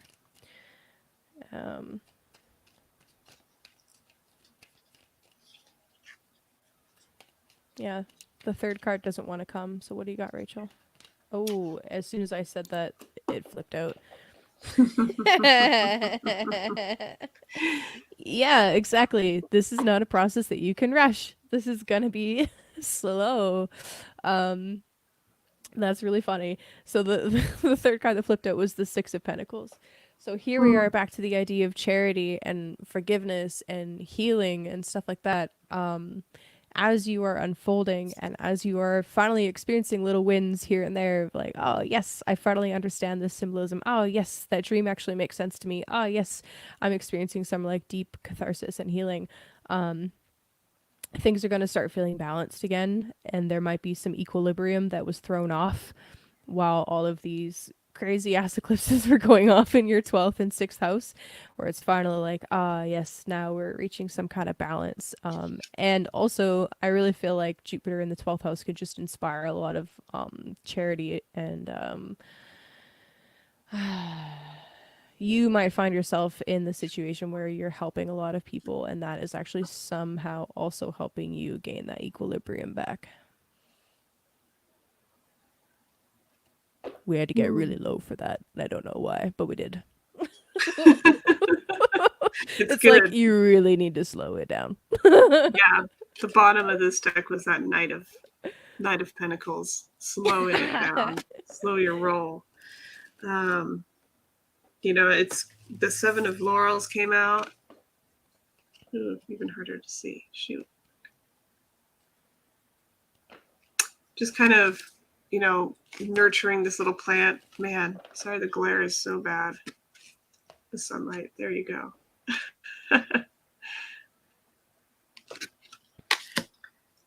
And we do that slowly. You can't rush plants. They're going to grow at their own pace, no matter what they are. My beans are already up, so my other stuff is just like, so you really can't rush it. And I think, I've been staring at this, wondering about this. So the Six of Wands also came out. And perhaps that, being in the ego, being in that victory, you're either going to want to keep rolling and keep it going and like boom, boom. But maybe it's just about enjoying that slow roll. Enjoy the victory and enjoy what you have accomplished, allowing the ego to get a pat on the back. Yes, you did a good job. Tell yourself you did a good job. That's valuable. That's healthy. That's good. The only thing that's odd about all these is the Tower coming out. What's interesting about this Tower card is that it's definitely an inward symbol with the lightning coming directly here into the heart. Now, his glove is the kind of glove that you wear doing archery. So this is like, it's very specific, Joel. This isn't something that's going to, it could topple your entire world. But I mean, really, what is your world? It's more about the inner world. So, it might be something that you've brought onto yourself. Honestly, this is the most peaceful looking Tower card I've ever seen. His eyes are closed. He's introspective, contemplative, which says a lot about discipline. And I think it's about maintaining this victory maintaining your peace, maintaining throughout this, and not feeling anxiety, because I think maybe that's what this is. You know, people, dogs, animals experience lightning storms and thunderstorms and get a lot of anxiety. One of our dogs like ripped through our screen once, just freaking out. Excuse me. So I think that's what this is. It's controlling the things, controlling your emotions when anything else is moving fast around you. It's easy to look at everything moving fast and be like, oh, I want to keep up. I got to go, especially for Gemini. I mean, there's so much energy there. So, you know, I think that's really, it's more about maintaining what you're going through. Not that a tower moment is going to happen, but that you could experience miniature tower moments. You could experience shocks, eeks, or, you know, excitement, anxiety, something that's gonna jolt. But that's okay. That's gonna happen. You know, it's like you were talking about the hailstorm. Here you are nurturing your thing. Hail. You can freak out, or you can regain your composure so that you can keep firing. Oops. Realized I was unmuted as I was fucking with my mic. The last hailstorm I experienced, I ended up cackling madly while I was also covering things in the garden. Like, I couldn't help it. It was just like, bah! I was like... You'll never get me down, Hail. Yeah, I think it helped that like we were expecting it and we had stuff ready, and then we didn't lose anything because we were proactive. But yeah, I just so funny. It just, yeah. Proactive. Oh, That's the word. Andy says, gotta be honest, my Gemini energy gets on my nerves sometimes. Fair enough. Fair enough. Trust me, I know that feeling. Yeah.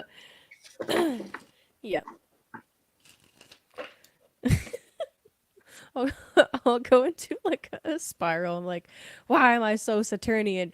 Oh, and then I'll get upset, and then it's like even more Saturnian. And I'm like, fucking goddamn it! And then oh. Yep. There you go. That's what it is.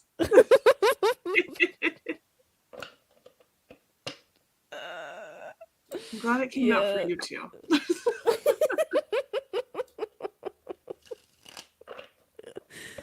Yep. God.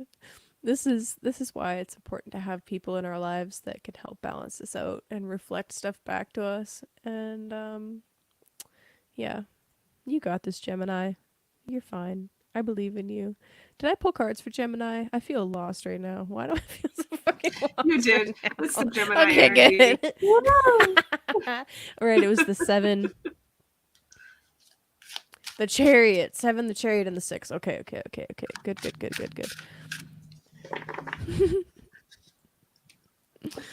Taurus. This is exciting.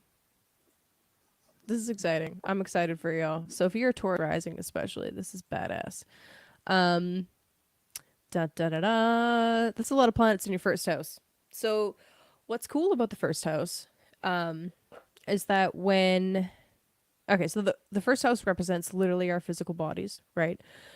But it also, because it represents literally us, the archetype we're learning to embody, the biggest lessons that we're going to have, that we're going to face, and it is at the beginning point, literally the inception, the birth, right, is represented by the first house.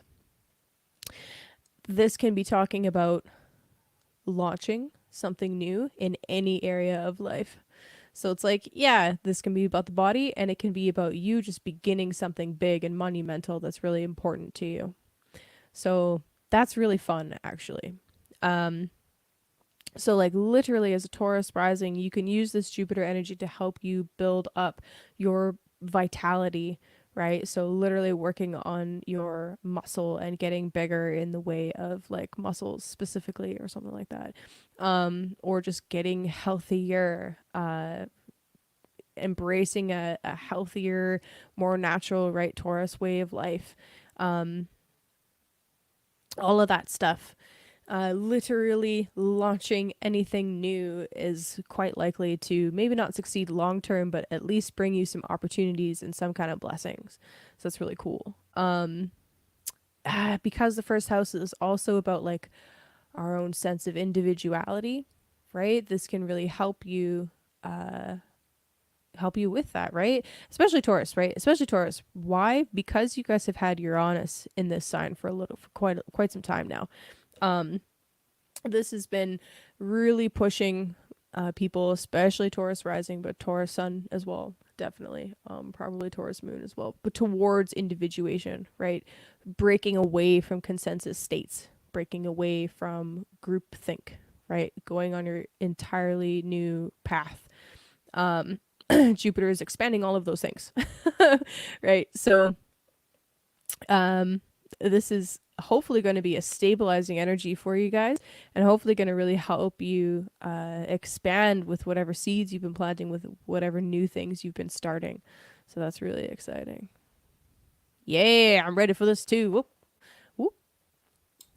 Heck yes. Like I said, I'm excited for Jupiter to cross my sun. I think it's going to be really fun. I guess, especially if these last, like the last couple cycles of eclipses have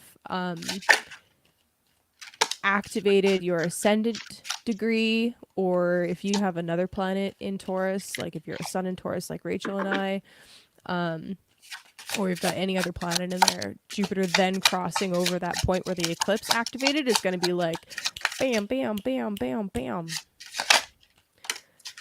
Ready for launch?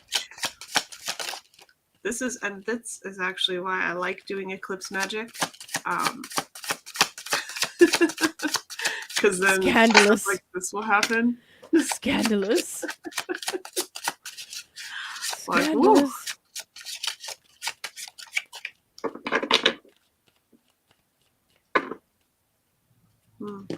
Okay, Taurus, what do we got? Oh, we have the Two of Pentacles. Harmonious changes, the first decan of Capricorn. What are you juggling right now, Taurus? Okay, here's the thing. Change can be scary, especially for fixed signs. But change can be scary. But you don't have to make big changes all at once. You can make little, small adjustments here and there, right? Especially if you want something to be sustainable in the long term. You make little changes, gradual changes. So Jupiter moving into your first house, you don't have to make big changes right away. You can make little changes, especially because this is a transit that's going to last a whole year. Like, you have a year to work with this energy. You don't have to jump on it immediately. That said, Jupiter is all about opportunities, right? They're not guarantees. So don't procrastinate for too long. Start making little adjustments, little changes here and there,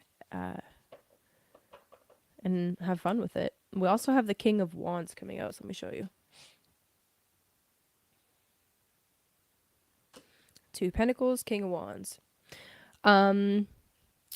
You're really shiny, Taurus. You're really shiny. You are a leader, okay? Never forget that. There's something passionate, something that is exciting to you, that is driving you forward. You have a leadership role, or you're being given a leadership role, and now you're in the position of, okay, now what do I do with it? Oh, Rachel dropped out again. Okay. I'm sure she'll be back. So yeah, what are you going to do with it? How are you going to lead? Oh, there it is. Oh, and then there's Ace of Wands. Come on. There's your inspiration, Taurus. There's your passion. There's your Ace of Wands. That is what he's holding and wielding right there. So there is definitely something being birthed, right? Something that is trying to come through. Something that you are being tasked with nurturing and bringing into the world. That's beautiful. That's fabulous. What is it? Let us know. Let us know.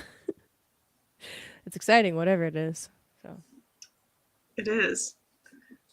The first thing that came out really complements that, because it came out and I was like, that's it?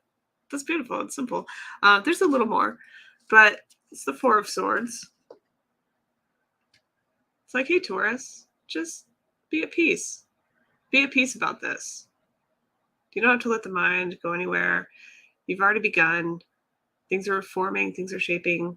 Just be at peace and be at ease and rest. The Queen of Swords came out. So what that tells me is to allow your judgments to be gracious. This isn't the transit to be swift and off with your head. This is the transit that you begin to knight. You begin to level other people up with your words and your decisions, which in turn causes you to level up. Judgment. Let your judgments be gracious.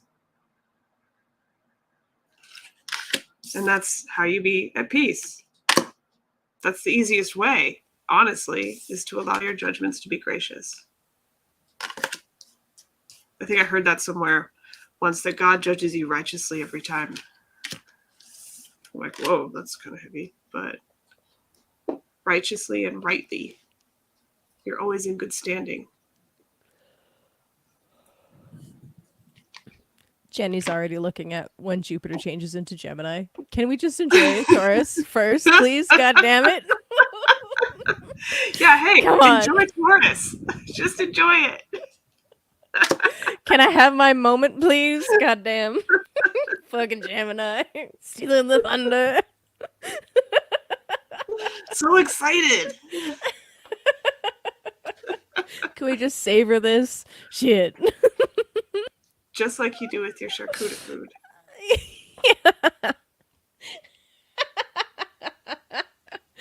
Jenny. Goddamn. Oh man, that's funny. Aries. Speaking of people that are impatient, goddamn. Oh man. Okay, so Aries. For you guys, this is the second house. Da, da, da, da. So all of those metaphors about money actually apply to you. So literally Taurus is your second house, the house of resources, okay? Now, I want you to think creatively about resources. It's not just about money. That's just a perfect metaphor. What are your resources, right?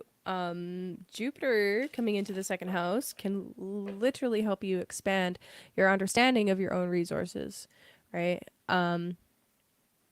This is like all of a sudden you realize, like, I actually have I don't know, it can almost be like you find something or discover something that maybe was hidden or you forgot that you had, and it's like, oh, I actually have a ton of this stuff, and that can actually be a great source of income right now, right? Jupiter rules your 12th house of hidden things. Uh, so it could be really surprising and really come out of kind of left field. We're like, oh, I actually have this thing that I've been growing and I didn't realize how valuable it actually was. Dang. And boom, right? That helps. Jupiter moving to the second house can absolutely help you grow your income if you are being mindful of also the fact that Jupiter loves to spend money. Okay. Okay. Quick money in, quick money out. So be mindful of that, right? But yeah, what do you want to grow, right? Second house can also talk about like some of our skills and abilities, how we use our voice in Vedic astrology. It's associated with the voice. Yeah, what do you want to grow? So there's going to be opportunities definitely to help you gain and develop personal skills and your own ability, right? So embrace those opportunities and enjoy it. I got too much stuff.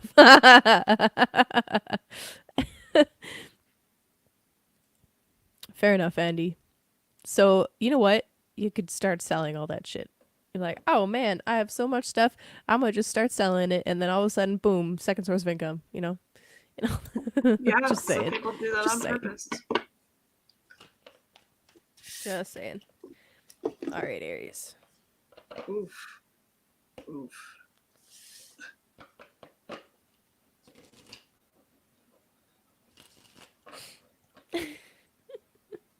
And shout out to the 13 of you that are still here 3.5 hours later. You guys are the best. But also, thank you if you regularly tune in and hang out. And also, thank you to the new people that decided to pop in and listen in on what's going on here.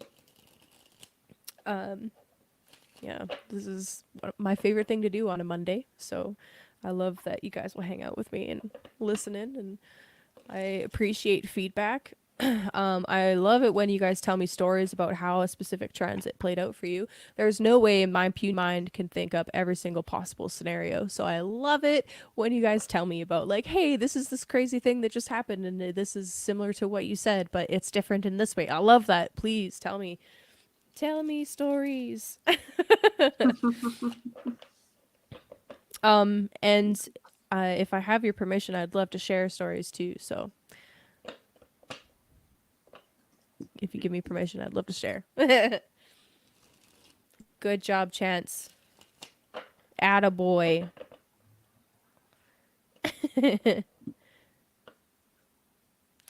All right. Whoa. Aries, how is Jupiter and Taurus gonna be for you?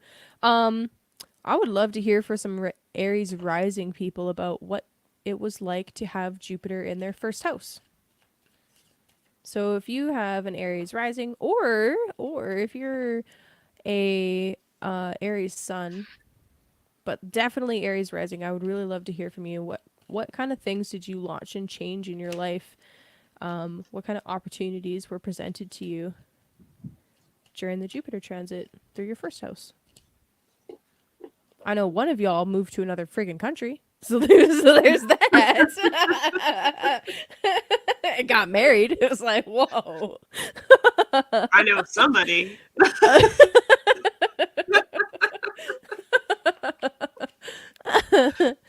Yeah.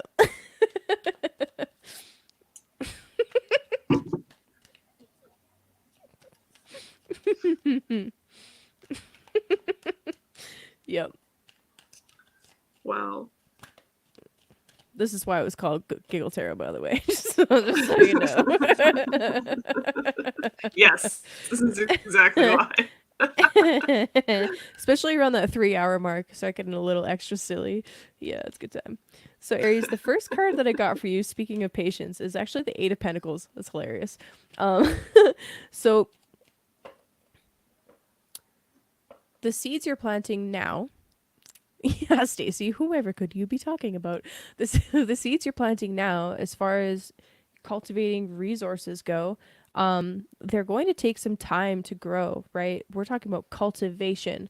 Okay, this is not a lottery instant thing. This is not an instantaneous house. This is a house and a topic and a transit that's going to require some attention over time, right? The 8 of Pentacles is literally about being diligent and meticulous and maybe just dealing with sometimes tedious tasks. A tower moment and lightning bolt, and then you moved and got fucking married. Yeah. Okay, so anyway. Yeah. Potentially tedious, potentially monotonous, but if you're paying attention to the details, if you're really putting in the discipline and practicing whatever it is, the opportunities that Jupiter's bringing to you, this could end up being a highly fruitful and abundant transit. It's just going to require some work. Mm-hmm. And then we get the Hermit and then Justice. Okay. Mm. Okay, that's kind of cool. We got the 1 before 10 and the 10 with the 1. We got the 9 and the 11. Oh, man. Oh, Andy says... so Andy's an Aries rising. She says, I don't know, just had a bunch of towers and then learning, like, faith? Yeah, definitely. Jupiter in the first teach you all about faith. 100%. Yeah, okay. So anyway, 8 of Pentacles, just talked about that. And the Hermit card and then Justice. Huh. Sometimes I wish that I'd just, like, stop pulling cards and just, like, stop on a good message so that I don't keep going and then I have to keep Like, turning. oh, hey, so by the way, while we're talking, let's bring that up.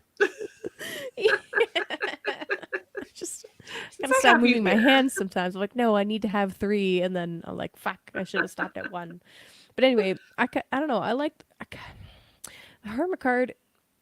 It's another Virgo archetype, right? It's literally the major arcana card for Virgo. We just had a Virgo pip card too. So there's something in here about needing to be patient with yourself, needing to practice, needing to be disciplined with something, needing to connect with the body. One thing I will mention about the second house that I didn't in the astro intro is the second house is also about the food that we ingest, what we put into our bodies to physically support ourselves.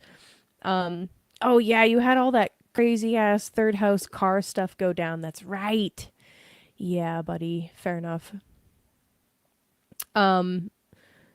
Yeah, that sucks. But anyway, so key staying mindful about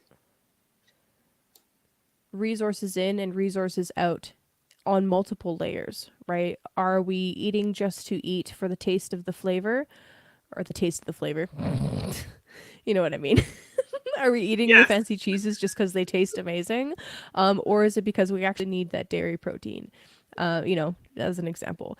The hermit can be talking about needing to sort out what's helpful versus what's toxic.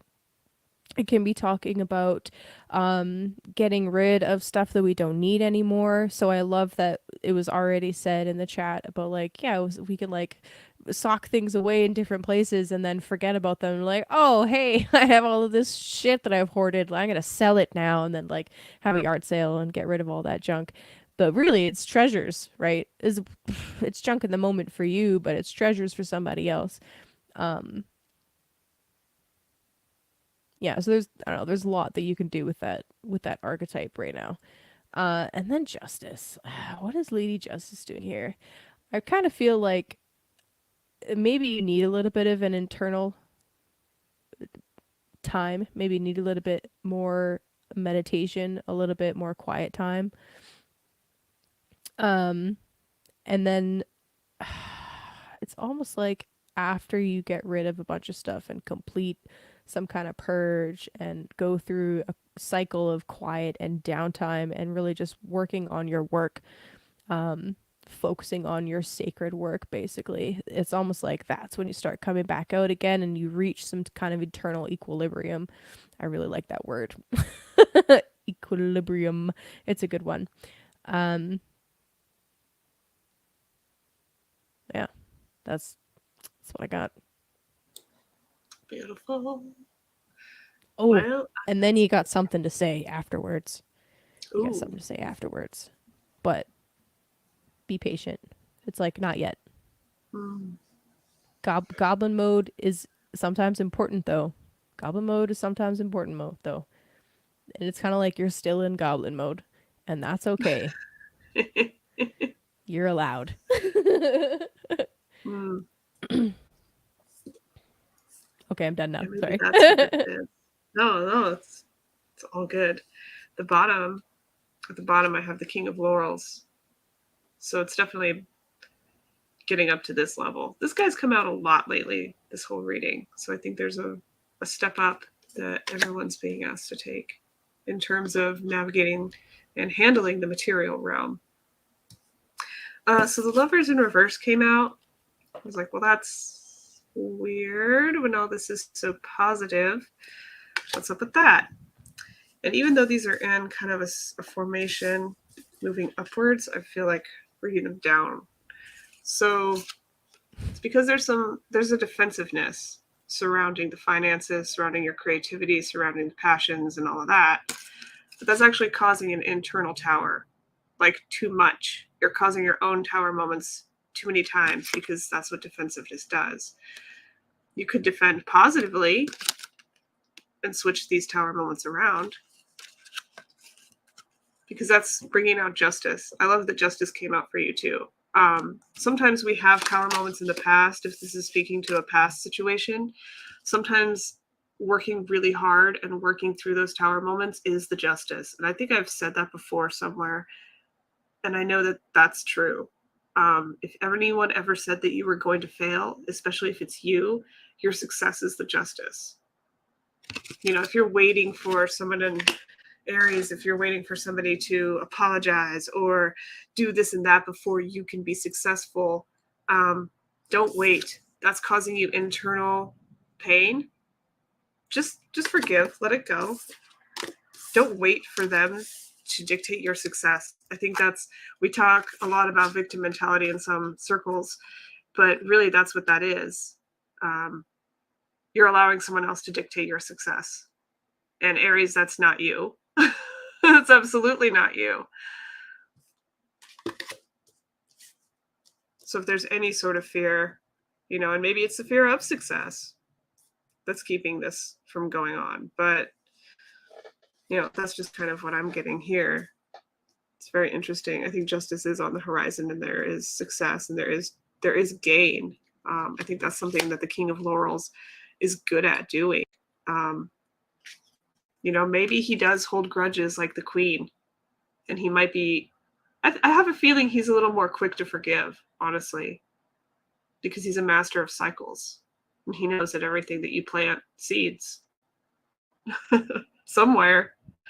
If it doesn't come up immediately, it's going to come up somewhere eventually. I mean, they're always fine, lasted for God knows how long they've been dormant, but here they are. Volunteer plants. Yes, volunteers. Those are my favorites. They're fun. We've got lots of them, and it's been really cool to see what's out there. I think it's so funny. I opened this up and I'm like, yeah, this is gonna be really positive. I'm gonna be as light as I can be because Jupiter deserves that. Oh, Adam just released a video and it's all about the most. Yes, that's my homework. I'm gonna listen to that, get myself amped, and then we get to Aries and it's like, fuck you. Think you're gonna be happy about this, are ya? I'm yeah, sorry, right. Aries. I'm sorry. Tower moment. No, it could be really beautiful. You're good. You're cool. You're good. You're cool. You're cool. Fuck you. You're cool. I'm sorry, Aries. Hey, make the best of it, yeah? Yeah. Yeah. But it's not again, really, there's no like bad cards. It's just you know, our ego might not like it in the moment, but it's for growth. It's for a purpose that often we don't get to see right away. We often don't see the purpose or the reason and the why right away. So there you go. We did it. Good job. We made it. Good job. Good job. Very good. Yeah. Cool. That was fun. Thank you. Thanks, everyone. I have about 10 minutes before I have to go. So if anybody wants a personal reading, speak up now or forever hold your peace. Until next Monday. Never, ever again. But for real, I'll be back later this week to talk about the rest of the transits. I just, you know.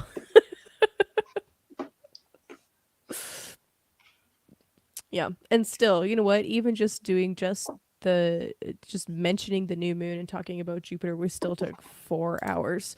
That's usually how it goes. Yep. So anyway, Thank you for joining me, Rachel. I really enjoyed having you on for the Taurus new moon. It was good to see you. And obviously you are a fan favorite, so I love it when you come back. And yeah, I appreciate you spending some time with me on this lovely Monday afternoon. My pleasure. I Yeah. missed you, and I appreciate you having me on. Andy, thanks for And the shit. everyone in the chat. Right, I know. And all the lurkers that don't speak out. You're cool too. Yeah. Thanks for making us giggle too. It's awesome. Yeah. That's that's a thing. All right. Do I have any closing stuff? Is there anything going on with you, Rachel, publicly right now? Are you doing anything at the moment? You have any talks coming up? Not. Anything like that? I know we are putting together another Dark Feminine chat. Hmm. I'll have to double check the date, but keep an eye out for that announcement. It would I be believe. I know I Hmm? don't know if you set the date or not, but it would be really fun if it coincided with a change in Venus's cycle.